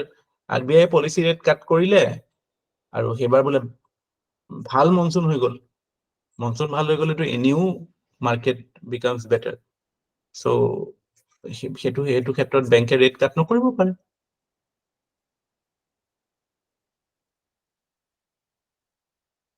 যুদ্ধ হৈ গ'ল, ইউক্ৰেইনত যুদ্ধ হৈ আছে, চ' সেনেকুৱা ক্ষেত্ৰতো মনিটাৰী পলিচিৰ ৰোলটো লিমিটেড হয়। মানে এক্সটাৰ্নেল ফেক্টৰ্ছ বিলাক কণ্ট্ৰল কৰিব নোৱাৰে। মানে কি হয়, ইকনমিত সদায় এটা ডিমাণ্ড চাইড থাকে, ডিমাণ্ড চাইডটো কণ্ট্ৰল কৰে RBI। মানে মাৰ্কেটত ডিমাণ্ড বঢ়াব লাগে কমাব লাগে, কেনেকে ডিমাণ্ড কমাব বঢ়াব পাৰি? বাই মেনেজিং দ্য ফ্ল' অফ মানি। কিবা এটা বস্তুৰ যদি বা ডিমাণ্ডটো বঢ়াব লাগে, কি কৰিব? RBI পইচা টানি দিব, তেতিয়া নেচাৰেলি ডিমাণ্ডটো বাঢ়ি যাব। কিন্তু যিবিলাক ছাপ্লাই ছাইড ইছ্যু আছে, সে ফৰ এক্সাম্পল পইচা দিটো একো কৰিব নোৱাৰে, পইচা দিটো বস্তুহে কিনিব পাৰিব। চ' বস্তুৱে যদি মাৰ্কেটত নাই, তেতিয়া RBI যিমানেই পইচা নিদিয়ক কিয়, ইট উইল বি ইনফ্লেশ্যনাৰী। বা যিমান পইচা নাটানিলেও ইনফ্লেশ্যন থাকিবই যদি বস্তু একেবাৰে নাই। পিঁয়াজৰ দামৰ ক্ষেত্ৰত বা এতিয়া নহৰুৰ ক্ষেত্ৰত যিটো হৈ আছে, এইটোতো RBI কাইলে নহৰু ইনফ্লেশ্যনটো গম পাই ন? আপোনালোকে নহৰু কিনিছে নাই বজাৰত? Are you doing shopping or ঘৰতে বহি আছে, ঘৰত আহি আছে এইবিলাক বস্তু? চ' নহৰু ইয়াতে 400 টকা কিলো। 400 টকা কিলো যে হৈছে, এইটো কি RBI পলিচিয়ে মানে মনিটাৰী পলিচি দি হেৰি কৰিব পাৰিব নেকি? নোৱাৰে, because it is A supply side issue. RBI যিমানে ইণ্টাৰেষ্ট ৰেট বঢ়াই পেলাই পইচা নাইকিয়া কৰি নিদিলেওতো নহৰু আহি নাযায় ন, বিকজ নায়েই, নহৰু নাই, দাম থাকিবই। চ' এনেকুৱা ছাপ্লাই ছাইড ইছ্যুজ বিলাকৰ কাৰণে মানে monetary policy becomes inadequate, but still it is important. আৰু এটা মানে ইণ্ডিয়াত ৰেপো ৰেট বা মনিটাৰী পলিচিৰ আৰু এটা লিমিটেশ্যন কি জানে? বেংকছ বিলাকো বহুত মানে ডিপেণ্ডেণ্ট নহয় RBIৰ ওপৰত ফাণ্ডৰ কাৰণে। কিয় নহয়?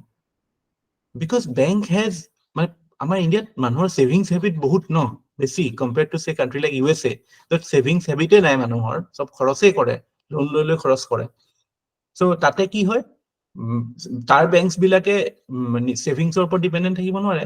There banks has to go to the central bank for funds. But ইণ্ডিয়াততো বহুত ক্ষেত্ৰততো banks can rely on the savings. It is not, repo is not a major source of funds for the banks actually.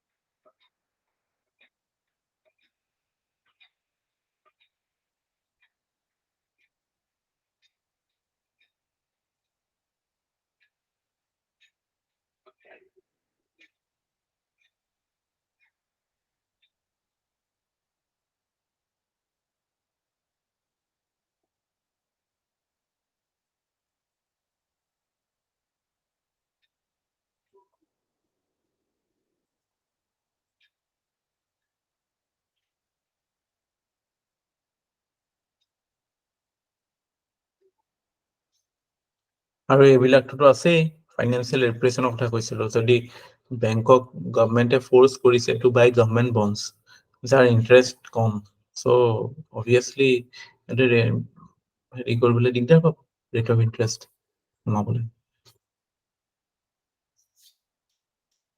মোটামুটি বুজি পাইছেনে একেলগে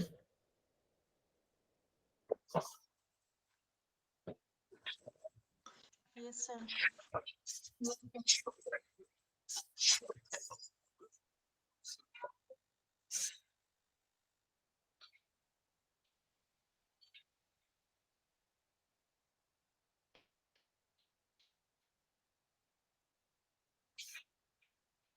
Number 5. Minimum reserve system. কি হয় এইটো? Minimum reserve system?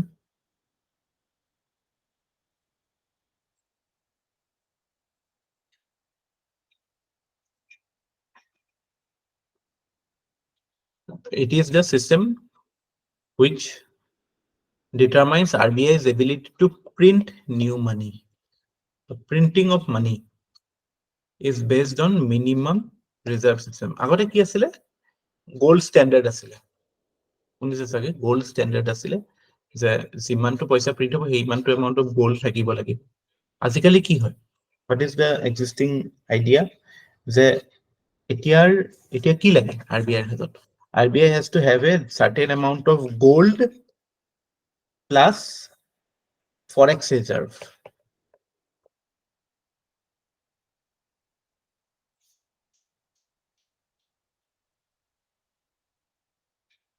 কিমান এই দুইটা মিলি পেলাই হ'ব লাগে 200 crore rupees or it has to be 200 crore rupees of gold and forex reserve ইয়াৰ ভিতৰত 115 crore 115 crore should be gold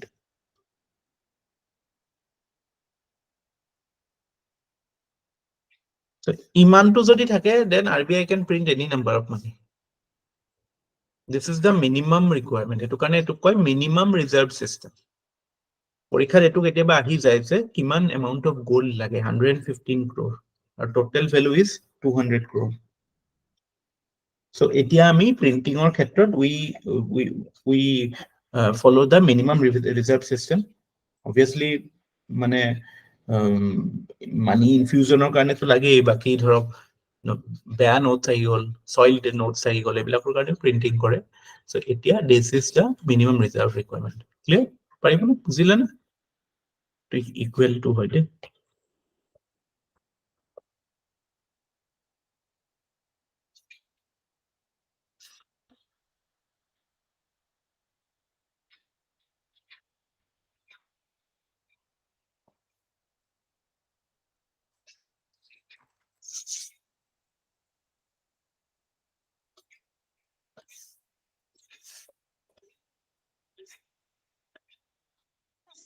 আকৌ কৈ দিয়কচোন এই কথাটো কি ডাঙৰকে কোনবা শুই আছে নেকি আকৌ এবাৰ কৈ কাষত দিয়কচোন আচ্ছা নাই স্যাৰ আকৌ এবাৰ কৈ দিয়ক এইটো মই এইটো কথা কৈছো যে ৰিজাৰ্ভ বেংকে কিটো প্ৰিন্সিপলত কাৰেন্সি নতুন প্ৰিন্ট কৰে সো হেতু হৈছে যে আগতে কি আছিল যে যিমানখিনি প্ৰিন্ট কৰে হিমানটো কোন থাকিব লাগিব হিমান টকাৰ কিন্তু এতিয়া হেনেকুৱা নাই এতিয়া এটা মিনিমাম ৰিজাৰ্ভ এটা মেইনটেইন কৰিলে হ'ল এন্ড মিনিমাম ৰিজাৰ্ভটো কি it is a combination of gold and foreign currency gold আৰু ফৰেন কাৰেন্সি মিলি পেলাই টোটাল 200 কোটি টকা থাকিব লাগে আৰু 200 কোটি টকাৰ ভিতৰত 115 কোটি টকাৰ গোল্ড থাকিব লাগে সো আপুনি যদি ৰিজাৰ্ভ বেংকটো লুটে তেতিয়াহলে 115 কোটি টকাৰ গোল্ডটো পাবই লিখিতাটো কামত নাহিব পাৰে আপোনাৰ কিন্তু কোনটো লৈ আহিব পাৰে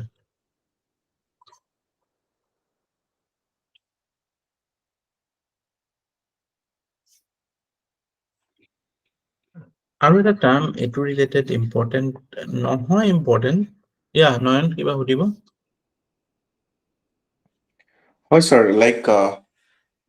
লাইক আপোনাৰ 2 বছৰ আগতে নিউজত আহিছিল এতিয়াও চাগে আছে কান্ট্ৰিজ লাইক ভেনিজুৱেলা য'ৰ মানে আপোনাৰ মানি আপোনাৰ একাপ কফিৰ দামে বোলে কিমান লাখ টকা হৈছিলে স্যাৰ ভেনিজুৱেলা জিম্বাবৱে তাহাঁতৰ স্যাৰ মিনিমাম ৰিজাৰ্ভ চিষ্টেম তাহাঁতি ফলো কৰা নাই নেকি স্যাৰ কিয় সিহঁতৰ সেইটো একচুৱেলি মিনিমাম ৰিজাৰ্ভ চিষ্টেম ফলো নকৰাৰ কাৰণে নহয় সিহঁতৰ সেইটো কাৰেঞ্চি ইনষ্টেবিলিটিৰ কথা সেইটো আমি যিটো পঢ়িছিলো এক্সচেঞ্জ ৰেট হেৰিটোত যে পঢ়িছিলো যে সিহঁতৰ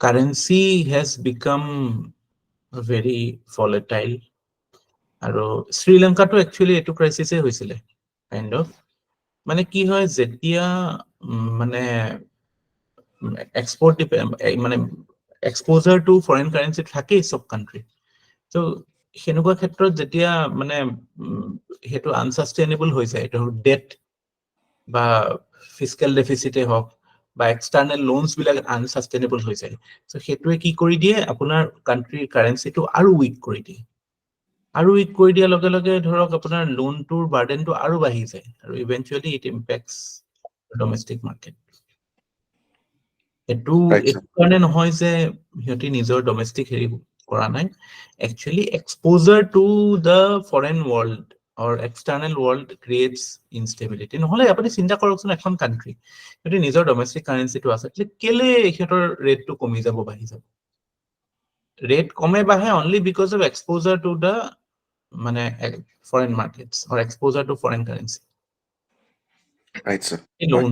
লোনছ এতিয়াতো চাইনাৰ যিটো ডেট ট্ৰেপ যিটো চলি আছে চাইনিজ ডেট ট্ৰেপ সেইটো এটা ডেঞ্জাৰাছ থিং চলি আছে নম্ৰতা কিবা ক'ব স্যাৰ চিমিলাৰ লাইনত দুটা মেচিন অন আছে আপোনাৰ কওক এটা বন্ধ কৰি দিয়ক আৰু এটা টিকক নয়নজ্যোতি দাদাই সোধা নিচিনাকে স্যাৰ সেইটো মোৰো কুৱেশ্যন আছিলে স্যাৰ কোৰিয়াটোতো ফাইনেন্সিয়েলি বহুত ষ্ট্ৰং হয় চাউথ কোৰিয়া বাট স্যাৰ তাৰো কোৰিয়ান ৱনটোৰ ভেলুটো মানে ডলাৰৰ তুলনাত স্যাৰ ইমান কম কিয় কিমান হয় স্যাৰ মাতটো শুনা নাই কিমান হয় কোৰিয়ান কাৰেঞ্চি ডলাৰ কিমান হয়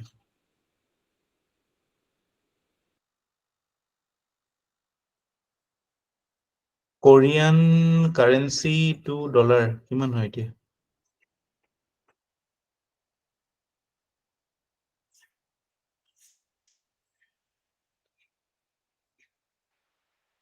Sir, 1,332 rupees. মানে rupees নহয়, Korean won. One. So the point is similarly, মানে it is because in the Korean market the demand for dollar is more.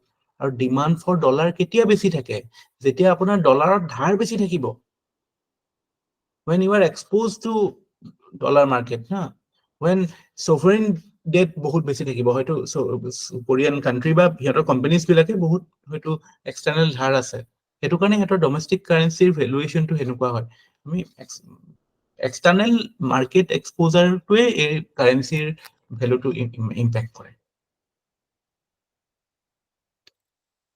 এইটো মেনিপুলেশ্যন বা হেৰি কথা নহয় এইটো because you are that is the consequence of globalisation in a way তো Korea is an exporting economy import ইমান নকৰে ন সেইটো কাৰণেও এটা লাভ হয় সিহঁতৰ ইম্পৰ্টটো অভিয়াছলি অইল চইল এইবিলাক কৰিব ন ডাউট এই বস্তুটো একদম মানে হেৰি হয় দেই ছাবজেক্টিভ হয় বস্তুটো সব কাণ্ট্ৰিৰ কাৰণে ভাল হ'ব বেয়া হ'ব সেইটো কথা নহয় একচুৱেলি মানে relative exposure to foreign capital সেইটোৱে দেখায়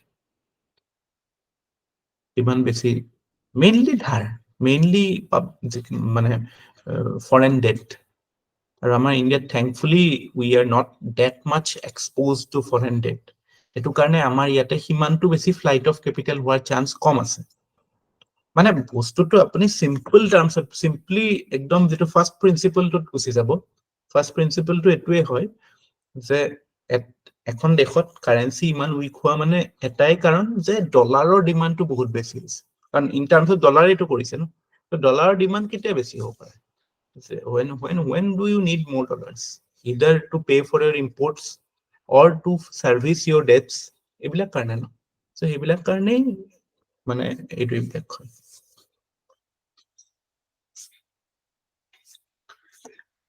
ক্লিয়াৰ এতিয়াতো বুজি পাইছে ক্ৰাইচিছ বিলাকৰ কাৰণ একচুয়ালি নয়ন আপুনি যে মোক কৈছিলে যোৱাবাৰ ইন্টাৰভিউত আপোনাক শ্ৰীলংকাৰ ক্ৰাইচিছৰ কথা কৈছিলে সুধিছিলে যে লাষ্ট তাৰ আগৰ বাৰত তাতে একচুয়ালি এই বস্তুটোৰ কথাই বিচাৰিছিল চাগে মানে এই বস্তু বিলাক যে এক্সপোজাৰ টু গ্লোবেলাইজেশ্যন বা এক্সপোজাৰ টু ফৰেন হেৰি সেইটোৱে যে আলটিমেটলি কেনেকুৱা কিছুমান কনচিকুৱেন্স ক্ৰিয়েট কৰিব পাৰে যে unsustainable debt public debt that was a big reason for Sri Lanka's crisis বাকিটো এইবিলাক মানে অৰ্গেনিক ফাৰ্মিং কিবা কিবি কৰি পেলালে এইবিলাকতো হয়ে ফিস্কেল ডেফিসিট বহুত হাই হৈ গ'ল শ্ৰীলংকাৰ ক্ষেত্ৰত এতিয়া এইটোৱে হ'ব ন ছাৰ মানে বহুত ইম্পৰ্টৰ ওপৰত ডিপেণ্ড কৰি থাকে যে এইটো কাৰণে পাব্লিক প্ৰব্লেম ডেট আপুনি ইম্পৰ্টটো নালাগে ন আপুনি দেশত আপোনাক পইচা লাগে আপুনি বাহিৰত পইচা উঠাই দিয়ক ইণ্ডিয়াৰ বাহিৰত তেতিয়া আপোনাৰ কি হ'ব এইটো ডলাৰ টাৰ্মছতে হ'ব ন আপোনাৰ ধাৰটো তো সেইটো এটা এক্সপোজাৰ হৈ গ'ল তাত যেতিয়া আপুনি ৰিটাৰ্ণ যেতিয়া কৰিব লাগিব সেইটোতো প্ৰিন্সিপাল আৰু ইণ্টাৰেষ্ট আপুনি ডলাৰত দিব লাগিব So সেইকাৰণে চাগে চাইনা ইজ গোয়িং ডি-ডলাৰাইজেশ্যন ৱে ক'ব পৰা যায় চাইনাই বস্তুটো চাইনা এইটো ইউ এছ এৰ লগত মানে ইউ এছ এৰ actually in a way USA gains from all this না because US dollar becomes important চাইনাই বিচাৰি আছে কাইলে US ৰ ডলাৰ জেগাটো চাইনাই লওক এটোৱে খেল চলি থাকিব কিন্তু কিয় USA মজাটো ল'ব মানে চাইনাই মজাটো ল'ব কিন্তু এক্সপ্লইটেশন এটোৱে চলি থাকিব বিকজ BRI থ্ৰুদিটো হেতুৱে হৈ আছে ন BRI লোন দিছে কান্ট্ৰি বিলাকক যেতিয়া লোন ৰিপে কৰিব নোৱাৰে what China does they take the land না yes sir So the model of exploitation will so go on মানে এনেকুৱা আৰু এটা গুণ্ডা আতৰি আনটা গুণ্ডা আহিব এনেকুৱা ওকে এইটো টাৰ্মটো কেতিয়াবা আহি যাব পাৰে prelims is all about terms so এইটো টাৰ্মটোৰ অৰ্থটো কি জানে ইট ইজ দ্য কাৰেঞ্চি নোটত যিটো ভেলু হয় ফেচ ভেলুটো আৰু তাৰ একচুৱেল মানে production cost যিটো হেতুৰ মাজত যিটো ডিফাৰেন্স হেতুকে কয় pronunciationটো কেনেকে নাজানো signoris I hope it is signoris so আমাৰ ডিমনিটাইজেশন কৰোতে বহুতে ভাবিছিল এটোৰ পৰা RBI যে বহুত উইনফল প্ৰফিট হ'ব বুলি কৈছিল এটোৰ কাৰণে হ'ব বুলি কৈছিল কাৰণ 2000 টকীয়া নোট এখন প্ৰিন্ট কৰোতে যিটো এখন পাৰ নোটতটো এটো বহুত বেছি হ'ব ন যে ভ্যালুটো যিমান production cost so difference to RBI profit বুলি ভাবিছিল নতুন কাৰেন্সি প্ৰিন্ট কৰোতে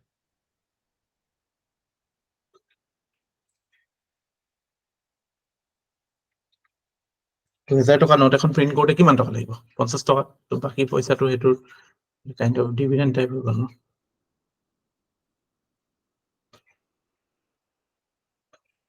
বুজি পালে ন এই টাৰ্মটো কেতিয়াবা আহি যাব পাৰে it is the difference between the face value of A currency and its production cost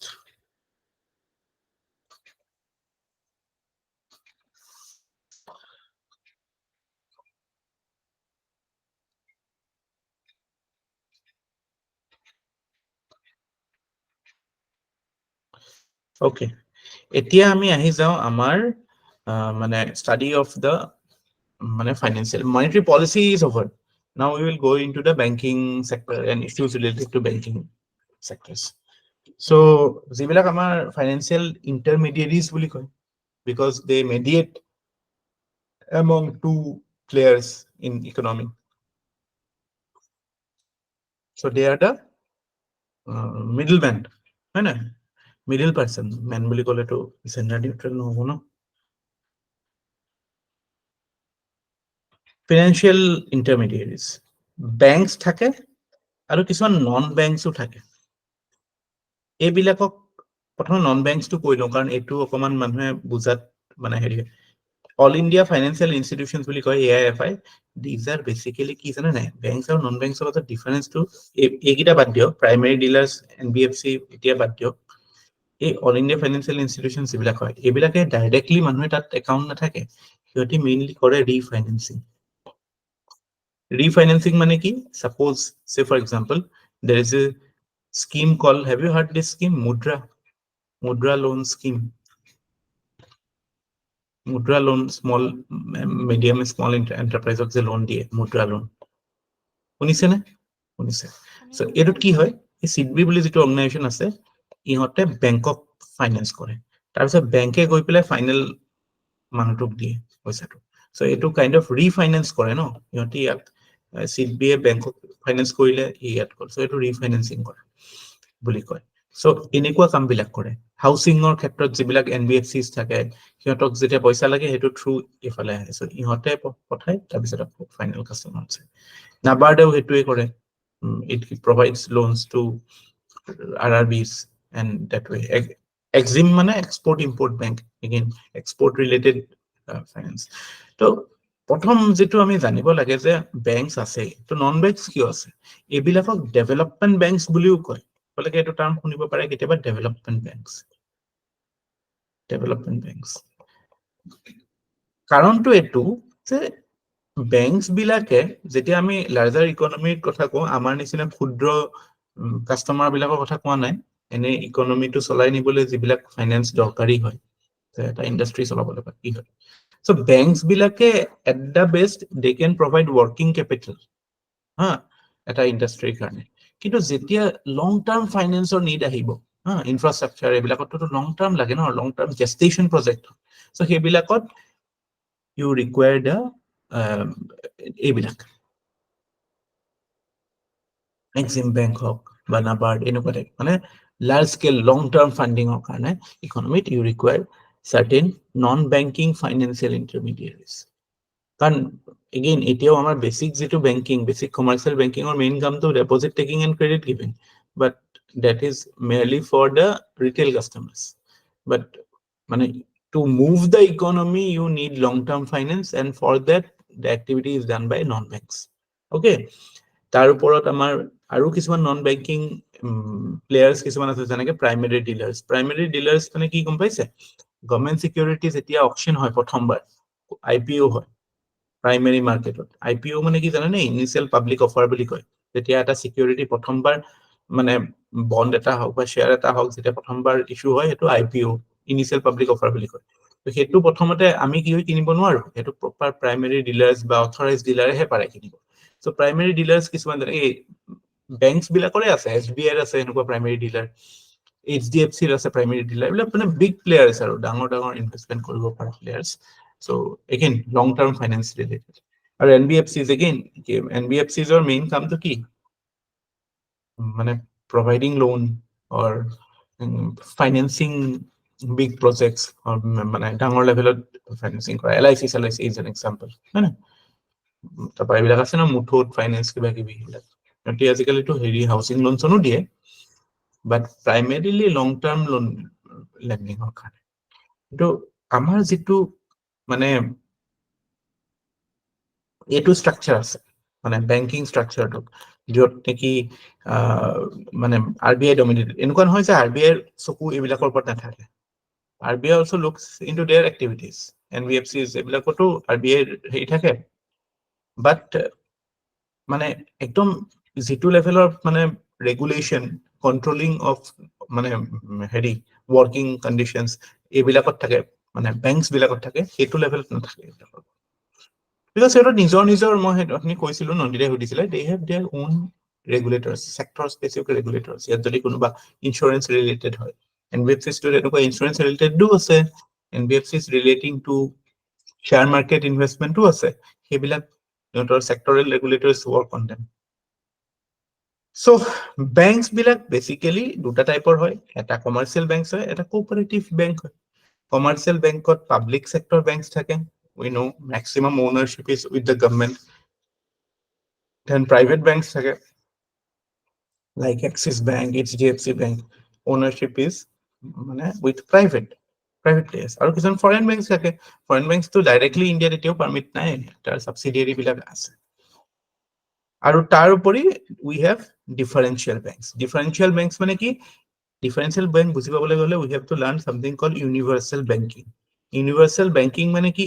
এই বাকি বেংকছ বিলাকে, এই পাব্লিক প্ৰাইভেট ফৰেন বেংকছ বিলাকে ইউনিভাৰ্সেল বেংকছ বুলি কয়। কিয়? Because they have no geographical and no functional limitation. They can open branch in anywhere in India or any place, or they can give the full spectrum of banking services. বুঝতে পারছো না? Functional limitation নাই আর geographical limitation নাই. Whereas the differential banks, like say regional rural banks, local area banks, small finance bank, payments bank, এইবিলাকৰ কিছুমান limitation আছে, both in terms of geography as well as in terms of functions. মনত থাকিব নে কথাটো?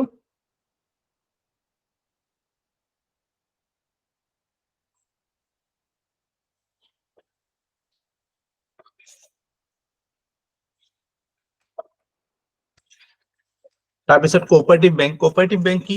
It basically works on the principle of no profit no loss.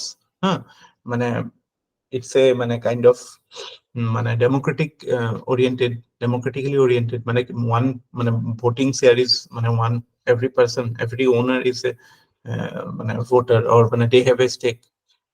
আৰু prime motive is, again, it is mainly originally to provide finance to a limited area of activities or a specialized area of banking. That is how cooperatives were designed initially. Limited banking with a functional specialization, mainly agricultural related products. Urban urban cooperative banks. Originally to urban cooperative bank non-cooperative, small industry বা সৰু যিবিলাক ক্ষুদ্ৰ ব্যৱসায়ী এওঁলোকৰ হেৰিৰ কাৰণে আছিলে. তাৰপিছত আমাৰ rural level we have PACS, Primary Agricultural Credit Society. আচ্ছা, এটা ট্ৰিভিয়া এটা কওঁ, এই ডিমনিটাইজেশ্যনৰ সময়ত নহয়, এই কোঅপাৰেটিভ বেংক বিলাক বিৰাট নিউজত আছিলে, আপোনালোকে শুনিছিলে নে নাজানো। কি হয়, কিয় আছিল জানে? এইটো সময়লৈকে ডিমনিটাইজেশ্যন কেতিয়া হৈছিল? 2016 হৈছিল ন? 2016 হৈছিল। ইয়াততো কোৰ বেংকিং সলিউশন আছিলে, CBS আছিলে। So ইয়াততো আপুনি পইচা জমা দিলেতো আপুনি উইথ ডেট ৰেকৰ্ডটো প্ৰপাৰলি হ'ব লাগিব, কিন্তু কোঅপাৰেটিভছ বিলাকত কোৰ বেংকিং তেতিয়া নাছিলে। সেইটো কাৰণে বেকডেটত ৰিচিপ্ট বনাই বহুতে পইচা ভৰাই দিলে, আৰু বহুত পইচা ব্লেক মানি সেনেকে হোৱাইট হ'ল থ্ৰু কোঅপাৰেটিভছ। এতিয়া কোঅপাৰেটিভছ বিলাকতো কোৰ বেংকিং সলিউশন আহি গৈছে, এটা দে হেভ এ প্লেটফৰ্ম, বাট তেতিয়ালৈকে নাছিলে। আৰু শুনা কথা, গুজৰাট এগেইন কোঅপাৰেটিভছ বিলাক মেজৰলি গুজৰাট, মহাৰাষ্ট্ৰ, কৰ্ণাটকা, তামিলনাডু এইবিলাক চাইডে বেছি ডমিনেণ্ট। আমাৰ ইয়াত ইমান বেছি নাইতো কোঅপাৰেটিভ বেংকছ বা কোঅপাৰেটিভ এনেকুৱা পেক্স এইবিলাক এনেকুৱা টাইপৰ নাইতো, কাৰণ তাত ইকনমিক এক্টিভিটি বহুত বেছি হয় লোকেল লেভেলতো। So' the need such banking needs are widely felt. So' সেইটো কাৰণে তাত এক্টিভ, আৰু সেইবিলাক those were rampantly used during demonetization to actually bring in the cash. শুনিছিল না এইটো কথা কোনোবাই?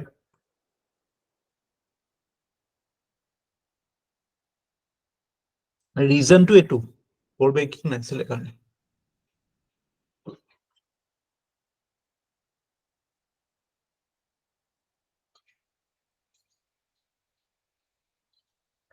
কোৰ বেংকিং অহাৰ আগতে আপোনালোকে বেংকিং কৰি পাইছিল না? আগতে যে ৰচিদ কাটি পেলাই এটা কাউণ্টাৰত যাব লাগে, কি দিন আছিলে ন? ATM অহাৰ আগৰ দিনত ফৰ্ম ফিল আপ কৰিবলৈ চালান কাটিবলগীয়া হৈছিলে। Yes, মিন্ময় কি? নাই, ভুলতে লাগিছে। ডিমাণ্ড ড্ৰাফ্ট কথা মনত আছে ছাৰ এক্সামৰ কাৰণে। এতিয়া বেংকিংটো ইমান ইজি হৈ গ'ল, বেংকৰ মানুহৰ ডিমাণ্ড নাইকিয়া হৈ গ'ল। এইটো কাৰণে আগতে বেংকৰ মানুহ মোটামুটি ভগৱানৰ পিছতে, আৰু বেংকত গ'লে একেদিনতে কাম যদি হ'ব লাগে।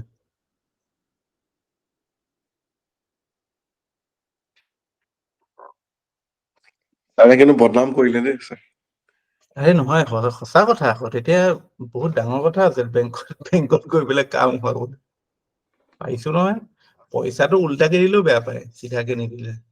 পইচা যদি জমা দিবলৈ গৈছো, আমি কেনেকে জানো মই যে পইচা উল্টা চিধা চাইড থাকে, এইটোতো গমেই নাপাওঁ। পইচা আৰু হিচাপ কৰি আছে, আকৌ উল্টা কৰে, আকৌ চিধা কৰে, কৰি থাকে। সেইটো এক্সপিৰিয়েঞ্চ মোৰো হৈছিল ডাঙৰ বেংক এটা। কেইজনকতো ক'বই নালাগে আৰু। কিন্তু এনেকে চাই মই সেইটো একবাৰ দিল্লীত হৈছে মোৰ, তাত একচুৱেলি আমাৰ অসমত বেটাৰ হয়, অসমততো বহুত আগতে টেকনলজি বিলাক এডপ্ট কৰিছে, দিল্লী চেল্লি ফালে এনেকুৱা জেগাত ব্ৰেণ্ড বিলাক থাকে, সিহঁতে এতিয়াও চাগে সেইবিলাকে কৰি থাকে, ATM নাযায় মানুহ, বেংকতে বহি থাকে চাগে। অ'কে, RBI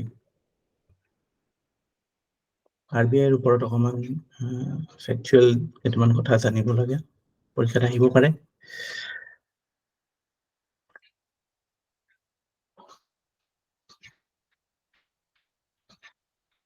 এটা ৰয়েল কমিশ্যন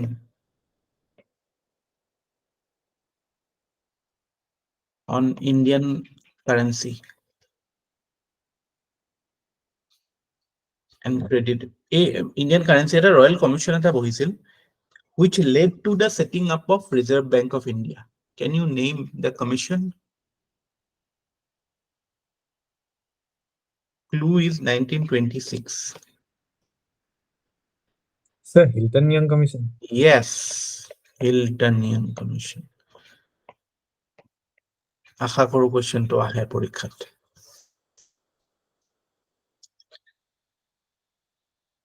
তাৰপিছত প্ৰথম গভৰ্ণৰ কোন আছিল RBI, সেইবিলাকতো ফেক্টটো জানিবই, অছবৰ্ণ স্মিথ আছিলে। আমাৰ ইণ্ডিয়ান গভৰ্ণৰ প্ৰথম আছিলে CD দেশমুখ। তাৰপিছত 1934তো এখন যিখন RBI এক্ট আহিলে, 1934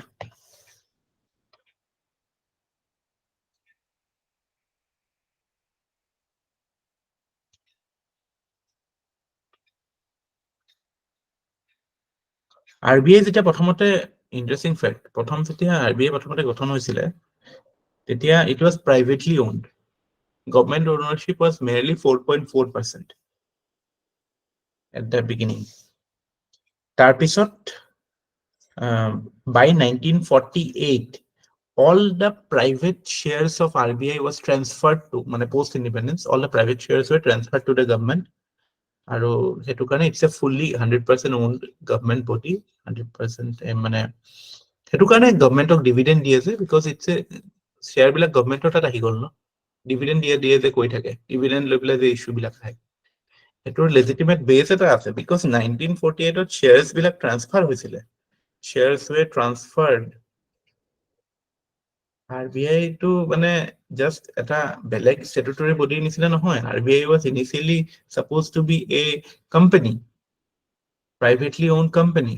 So তাৰ শ্বেয়াৰ্ছ বিলাক ট্ৰান্সফাৰ হৈছিল গভৰ্ণমেণ্টৰ কাৰণে, তো সেই শ্বেয়াৰ বিলাকৰ ওপৰত এতিয়া ডিভিডেণ্ড পাই থাকিছে, গম পাইছে কথাটো? Interesting but necessary fact to understand the context why dividend is paid.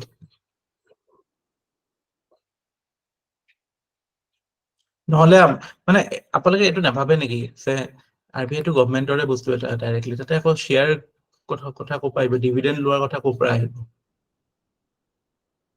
সেবিয়েটো dividend নিদিয়ে ন, ইটছ এ হেৰি, চ' এইটো অৰিজিনেল কনচেপ্টটো এইটো।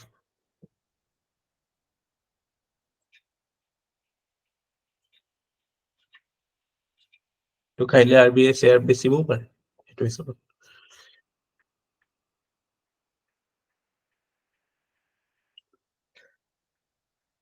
(1949) another landmark year for banking, because the Banking Regulation Act was passed.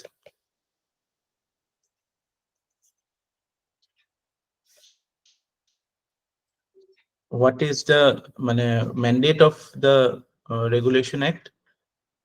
কি কৰিব পাৰি এটোৰ থ্ৰু দি? Bank licenses. কাইলে পৰীক্ষাত যদি আহে যে bank licensing is done under what? Banking regulation act, RBI act, মই শিওৰ ইয়াতে যদি কোৱেশ্চন দিলো হয় বহুতে দুইটাতে দিলে হয় পৰা।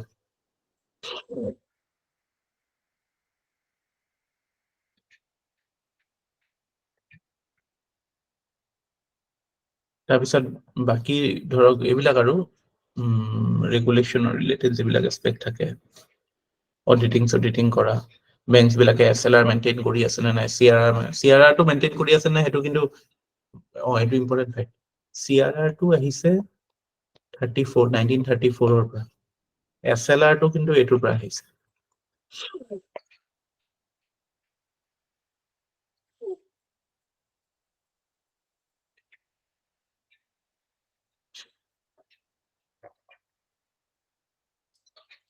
আচ্ছা মই আপোনালোকক 4টা ইভেন্ট দিম you arrange it in chronological order মানে ascending order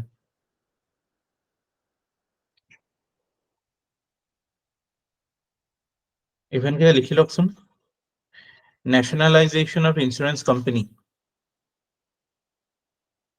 তাৰপিছত nationalization of State Bank of India তাৰপিছত enactment of Banking Regulation Act তাৰপিছত introduction of first 5-year plan so কোনটো হ'ব ABCD AD CB কোনটো হ'ব আগত পিছত কৰক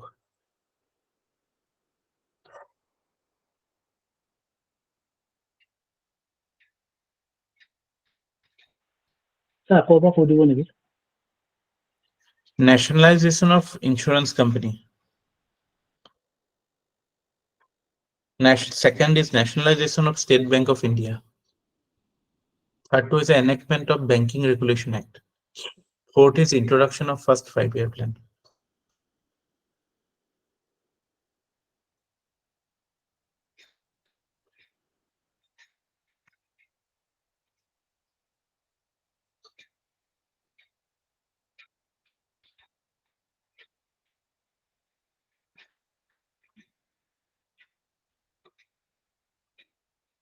কোনটো আটাইতকে প্ৰথমতে হৈছিলে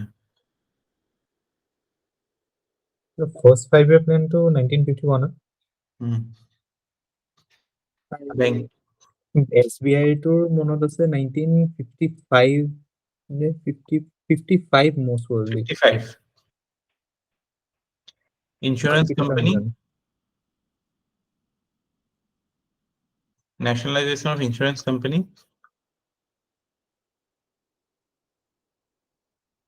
56 আৰু Banking Regulation Act টো ক'লোৱে এইমাত্ৰ 49 তো এই হিচাপত কি হ'ব C D B A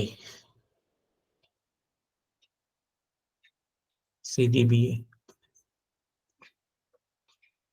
এনেকুৱা কোৱেশ্চন আহে দেখিছেনে প্ৰিভিয়াছ এইবিলাক কোৱেশ্চন হয় স্যাৰ দেখিছো এইকেইটা এনেকুৱা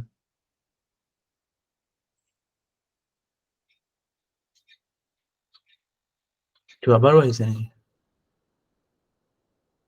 যোৱাবাৰৰ পেপাৰখন মোৰ হাতত এতিয়া নাই মনত নাই মই যোৱাবাৰ আহিছে নাই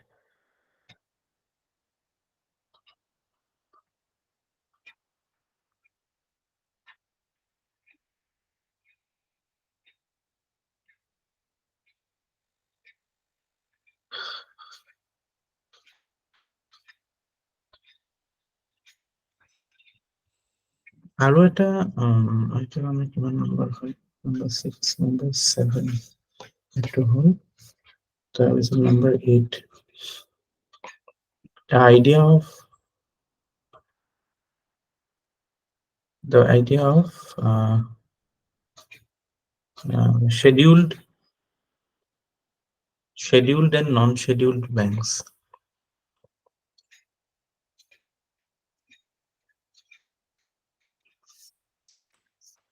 just give me 1 minute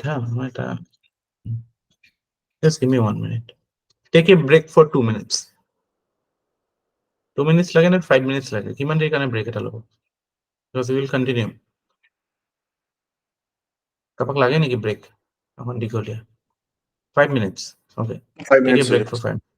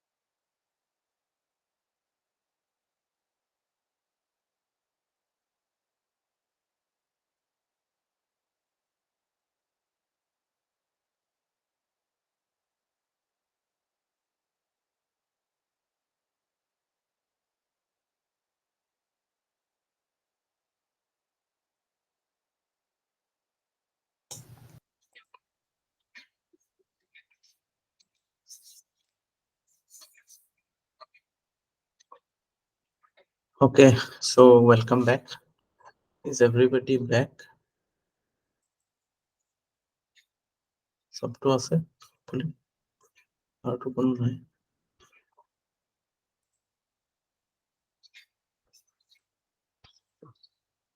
Okay, so scheduled and non-scheduled banks কি হয় কোনবা কব পাৰিব নি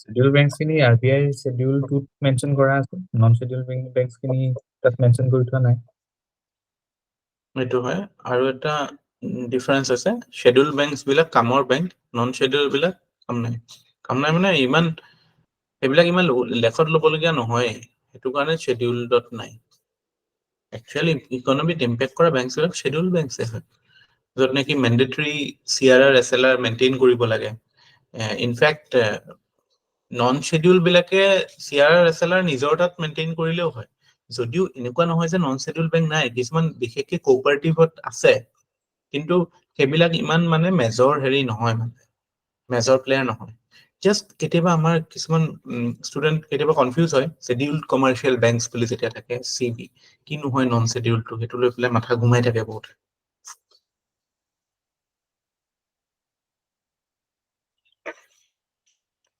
প্ৰথম bank again what was the first bank in India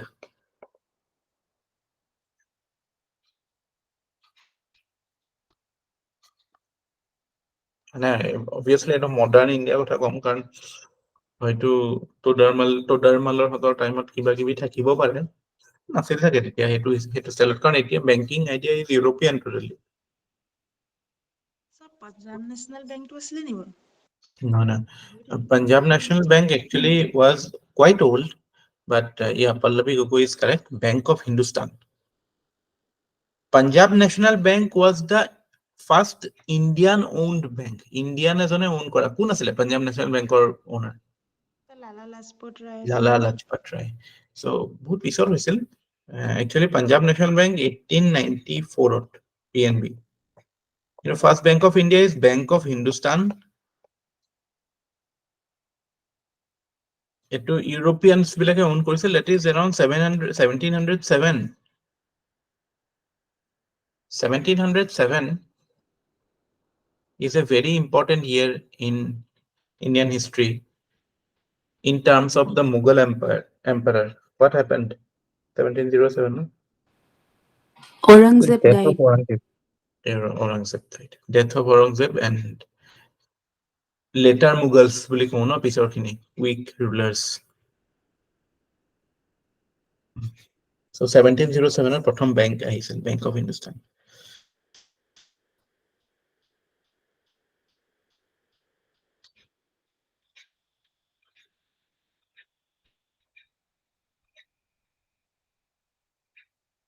আমাৰ SBI ৰ origin টো interesting. Actually প্ৰথমতে Bank of Hindustan নাই 1770 নেকি Oh, sir, 1770 হয়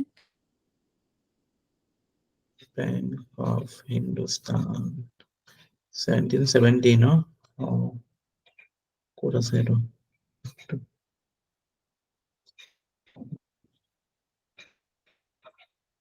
1770 है no 1770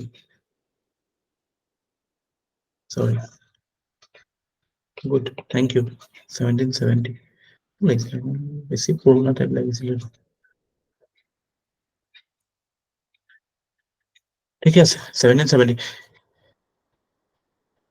কালেক্ট কৰি ল'ব So প্ৰথমতে মানে SBI ৰ যদি আমি ব্যাক ষ্টৰীটো চাওঁ SBI ৰ কথাটো কি আছিল প্ৰথমতে ব্ৰিটিছে আহি পেলাই তিনটা প্ৰেসিডেন্সি টাউন মানে কলকাতা মাদ্ৰাজ আৰু বম্বে তাত তিনটা প্ৰেসিডেন্সি বেংক খুলিছিলে প্ৰথমতে প্ৰেসিডেন্সি বেংকস তাৰ পিছত 1861 ত এই তিনটা মাৰ্জ হৈ গ'ল sorry 1861 মাৰ্জ হোৱা নাই but 1861 ত হিহঁতক মানে independently they were given the right to issue currency 1921 এইকেইটা মাৰ্জ হৈ পেলাই কি হ'ল ইম্পেৰিয়েল বেংক অফ ইণ্ডিয়া আৰু এটোৱে গৈ পেলাই 1955 SBI হিচাপে হ'ল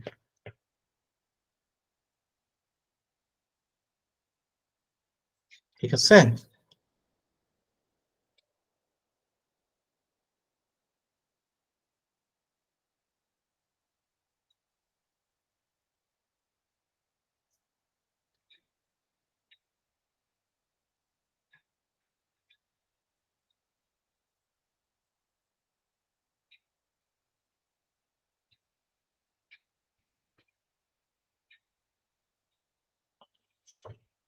এই যেটো আমি RBI মানে শেয়াৰ ট্ৰান্সফাৰ কথা কৈছিলো সেইটো এটা এক্ট এখন পাছ হৈছিল RBI ট্ৰান্সফাৰ অফ ওনাৰশিপ এক্ট বুলি পেলাই হা 1948 আৰু যেটো আমি ইন্স্যুৰেন্স কোম্পানী নেশনালাইজেশন বুলি কৈছিলো that basically mean that LIC act খন পাছ হৈছিল LIC এক্টৰ আন্ডাৰত সেই সময়ত যিমান প্ৰাইভেট লাইফ ইন্স্যুৰেন্স কোম্পানীজ আছিল all were clubbed under LIC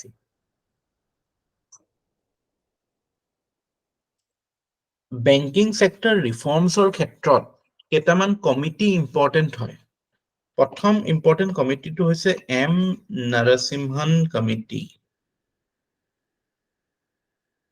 মানে 1 বুলি কয় এটো প্ৰথমটো 1991 প্ৰথমবাৰ যেটা তেওঁ কৈছিল তাৰপিছত সেকেন্ড টাইম 1997 টো তেওঁলোকে ফৰ্ম হৈছিল again bank consolidation merger capitalization এইবিলাকৰ কথা কৈছিল তাৰপিছত ৰঘুৰাম ৰাজন কমিটি ইম্পৰ্টেন্ট হয়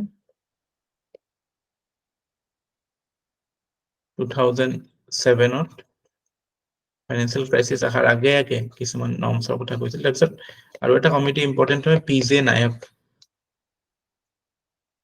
2014 আৰু এটা মাজতে নিউজত আছিল নাচিকেত মোৰ সো কোৱেশ্চন এটো লাইনছতো থাকিব পাৰে যে কোনটো কমিটি কিহৰ লগত কিটো হেৰিৰ লগত ৰিলেটেড কেলকাৰ কমিটি যদি দেখে Kelkar is associated with tax reforms NK Singh FRBM Act revision যেটো হৈছিল FRBM Actor review FRBM review committee এতিয়াবা আহিছে একদম last 20-30 years of prominent committees বিলাকৰ এতিয়া যে আমাৰ one nation one election simultaneous election committee is headed by whom Ramnath Kovind. yes good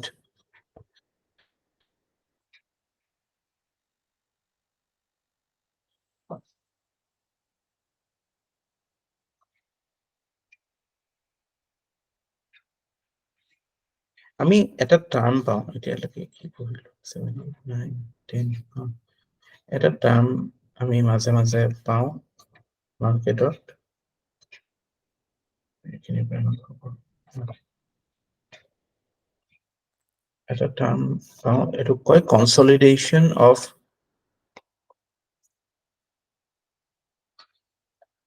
public sector banks this term indicates two things number one is merger number two is privatization দুইটা টাৰ্মৰ অৰ্থ বুজি পাইছেনে merger মানে combine it with another bank there is the concept of amalgamation bank যেটো bank amalgamate হ'ব আৰু there is a concept of anchor bank so merger privatization মানে totally privatized best example is UTI became what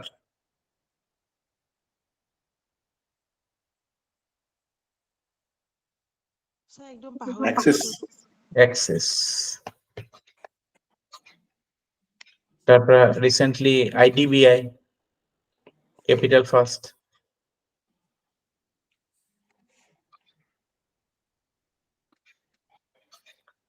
পৰীক্ষাত আহিব পাৰে last কেইদিনমানৰ মানে last few ইয়াৰ্ছত কেইটামান ইম্পৰ্টেণ্ট বেংক মাৰ্জ হৈছে নহয়। কোনটো বেংক কাৰ লগত মাৰ্জ হৈছে জানেনে?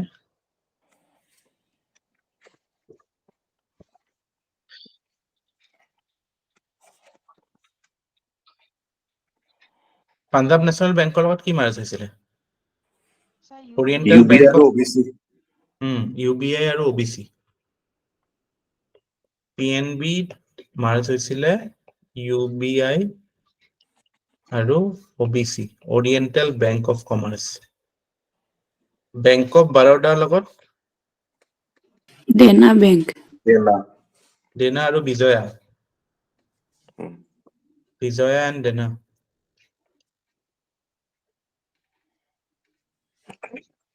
তাৰপিছত UBI লগত আগতে অন্ধ্ৰ বেংকটো গ'ল নহয়। অন্ধ্ৰ বেংক আৰু কৰ্পৰেশ্যন বেংক সেইকেইটা UBI লগতো আগতে হৈছে। তাৰপিছত UBI গ'ল যেতিয়া আৰু এইটো নাহে। ভাৰতীয় মহিলা বেংক বুলি এটা ওলাইছিল মাজতে। SBI গৈছে স্যাৰ। নাই, এইটো বেংক অফ ইণ্ডিয়াত গৈছে। বেংক অফ ইণ্ডিয়া নেকি? বেংক অফ ইণ্ডিয়াত গৈছে ভাৰতীয় মহিলা বেংক। এইটো কি আছিল কনচেপ্টটো? চব এমপ্লয়ী মহিলা হ'ব নে কি আছিলে? নে কাষ্টমাৰ্ছ মহিলা হ'ব নে কি? Sir, স্যাৰ employee অল মহিলা ষ্টাফ মহিলা আৰু অল কাষ্টমাৰ অলসো মহিলা। গুৱাহাটীত ব্ৰাঞ্চ খুলিছিলো স্যাৰ GS ৰোডত। আৰু পঢ়ি থাকিল। জেণ্ডাৰ এম্পাৱাৰমেণ্ট মানে কি? Gender led and gender exclusive empowerment নেকি?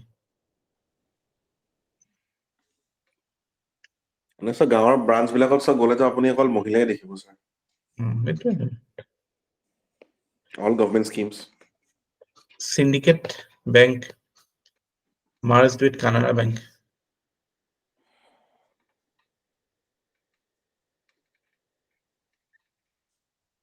তাৰপিছত হেৰি বেংক এটা আছিল নহয়, এলাহাবাদ বেংকটো ইণ্ডিয়ান বেংকৰ লগত গ'ল নেকি? আজিকালি এলাহাবাদ বেংকত মোৰ লগৰ এটা আছিলে এলাহাবাদ বেংকত, সেইটো নাই, কৈ আছিলে মাজতে। ফেক্টটো নাই। I think Allahabad Bank is gone with Indian Bank. Indian Bank এটা আছে ন? ইণ্ডিয়ান বেংক বুলি এটা আছে নেকি বেংক? তাতে এলাহাবাদ বেংকটো মাৰ্জ হৈছে।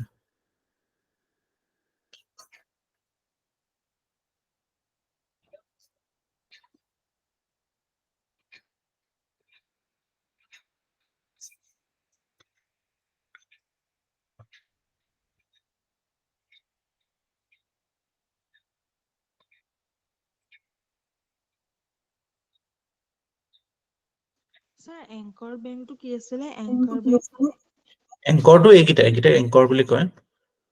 এইফালে থকাকেইটা এংকৰ আৰু এইফালে থকাটো এমএল। যিটো এংকৰ মানে য'ত যাৰ মানে শিপা গজি আছে মানে।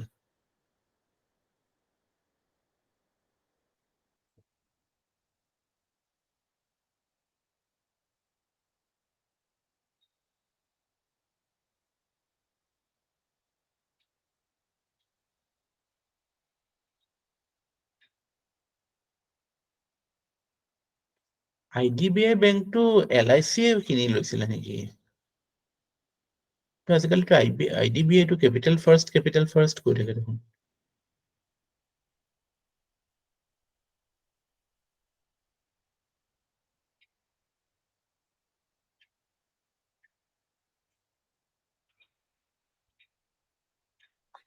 স্যাৰ গভৰ্ণমেণ্ট শ্বেয়াৰখিনি স্যাৰ LICয়ে কিনি লৈছিলে। যদি গভৰ্ণমেণ্টৰ শ্বেয়াৰ আছিলে। Again, সেইটো এটা example of financial repression because depositors' money, LIC money, depositors' money used for all those things. Yeah, Bhaskar, take off. Sir, Bharatiya Mahila Bank to SBI under merge hol niki SBI লগত? SBI লগত ন? হয় sir. Bharatiya Mahila Bank Yes, of sir. SBI আছিল sir. Yes, again, no, ঠিক আছে SBI হ'ব তাত। SBI.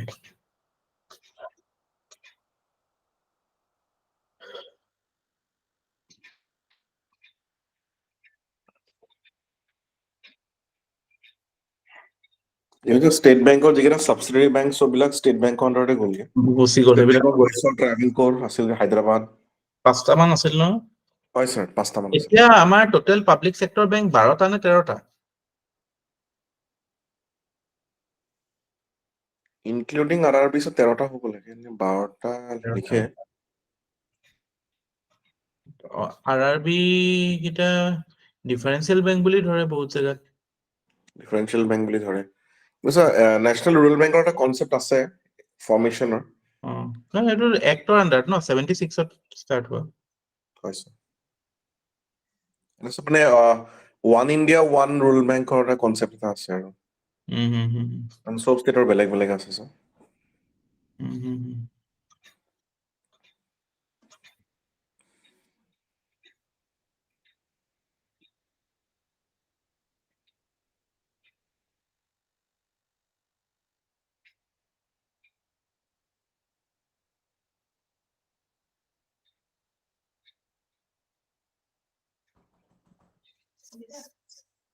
Next sample কৰকচোন।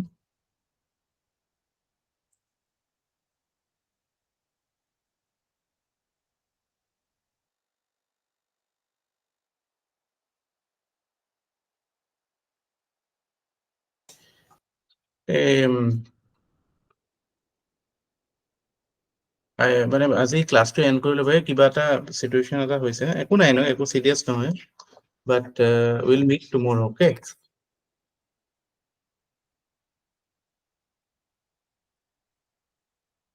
Okay, sir. Yeah. Okay. Okay, sir.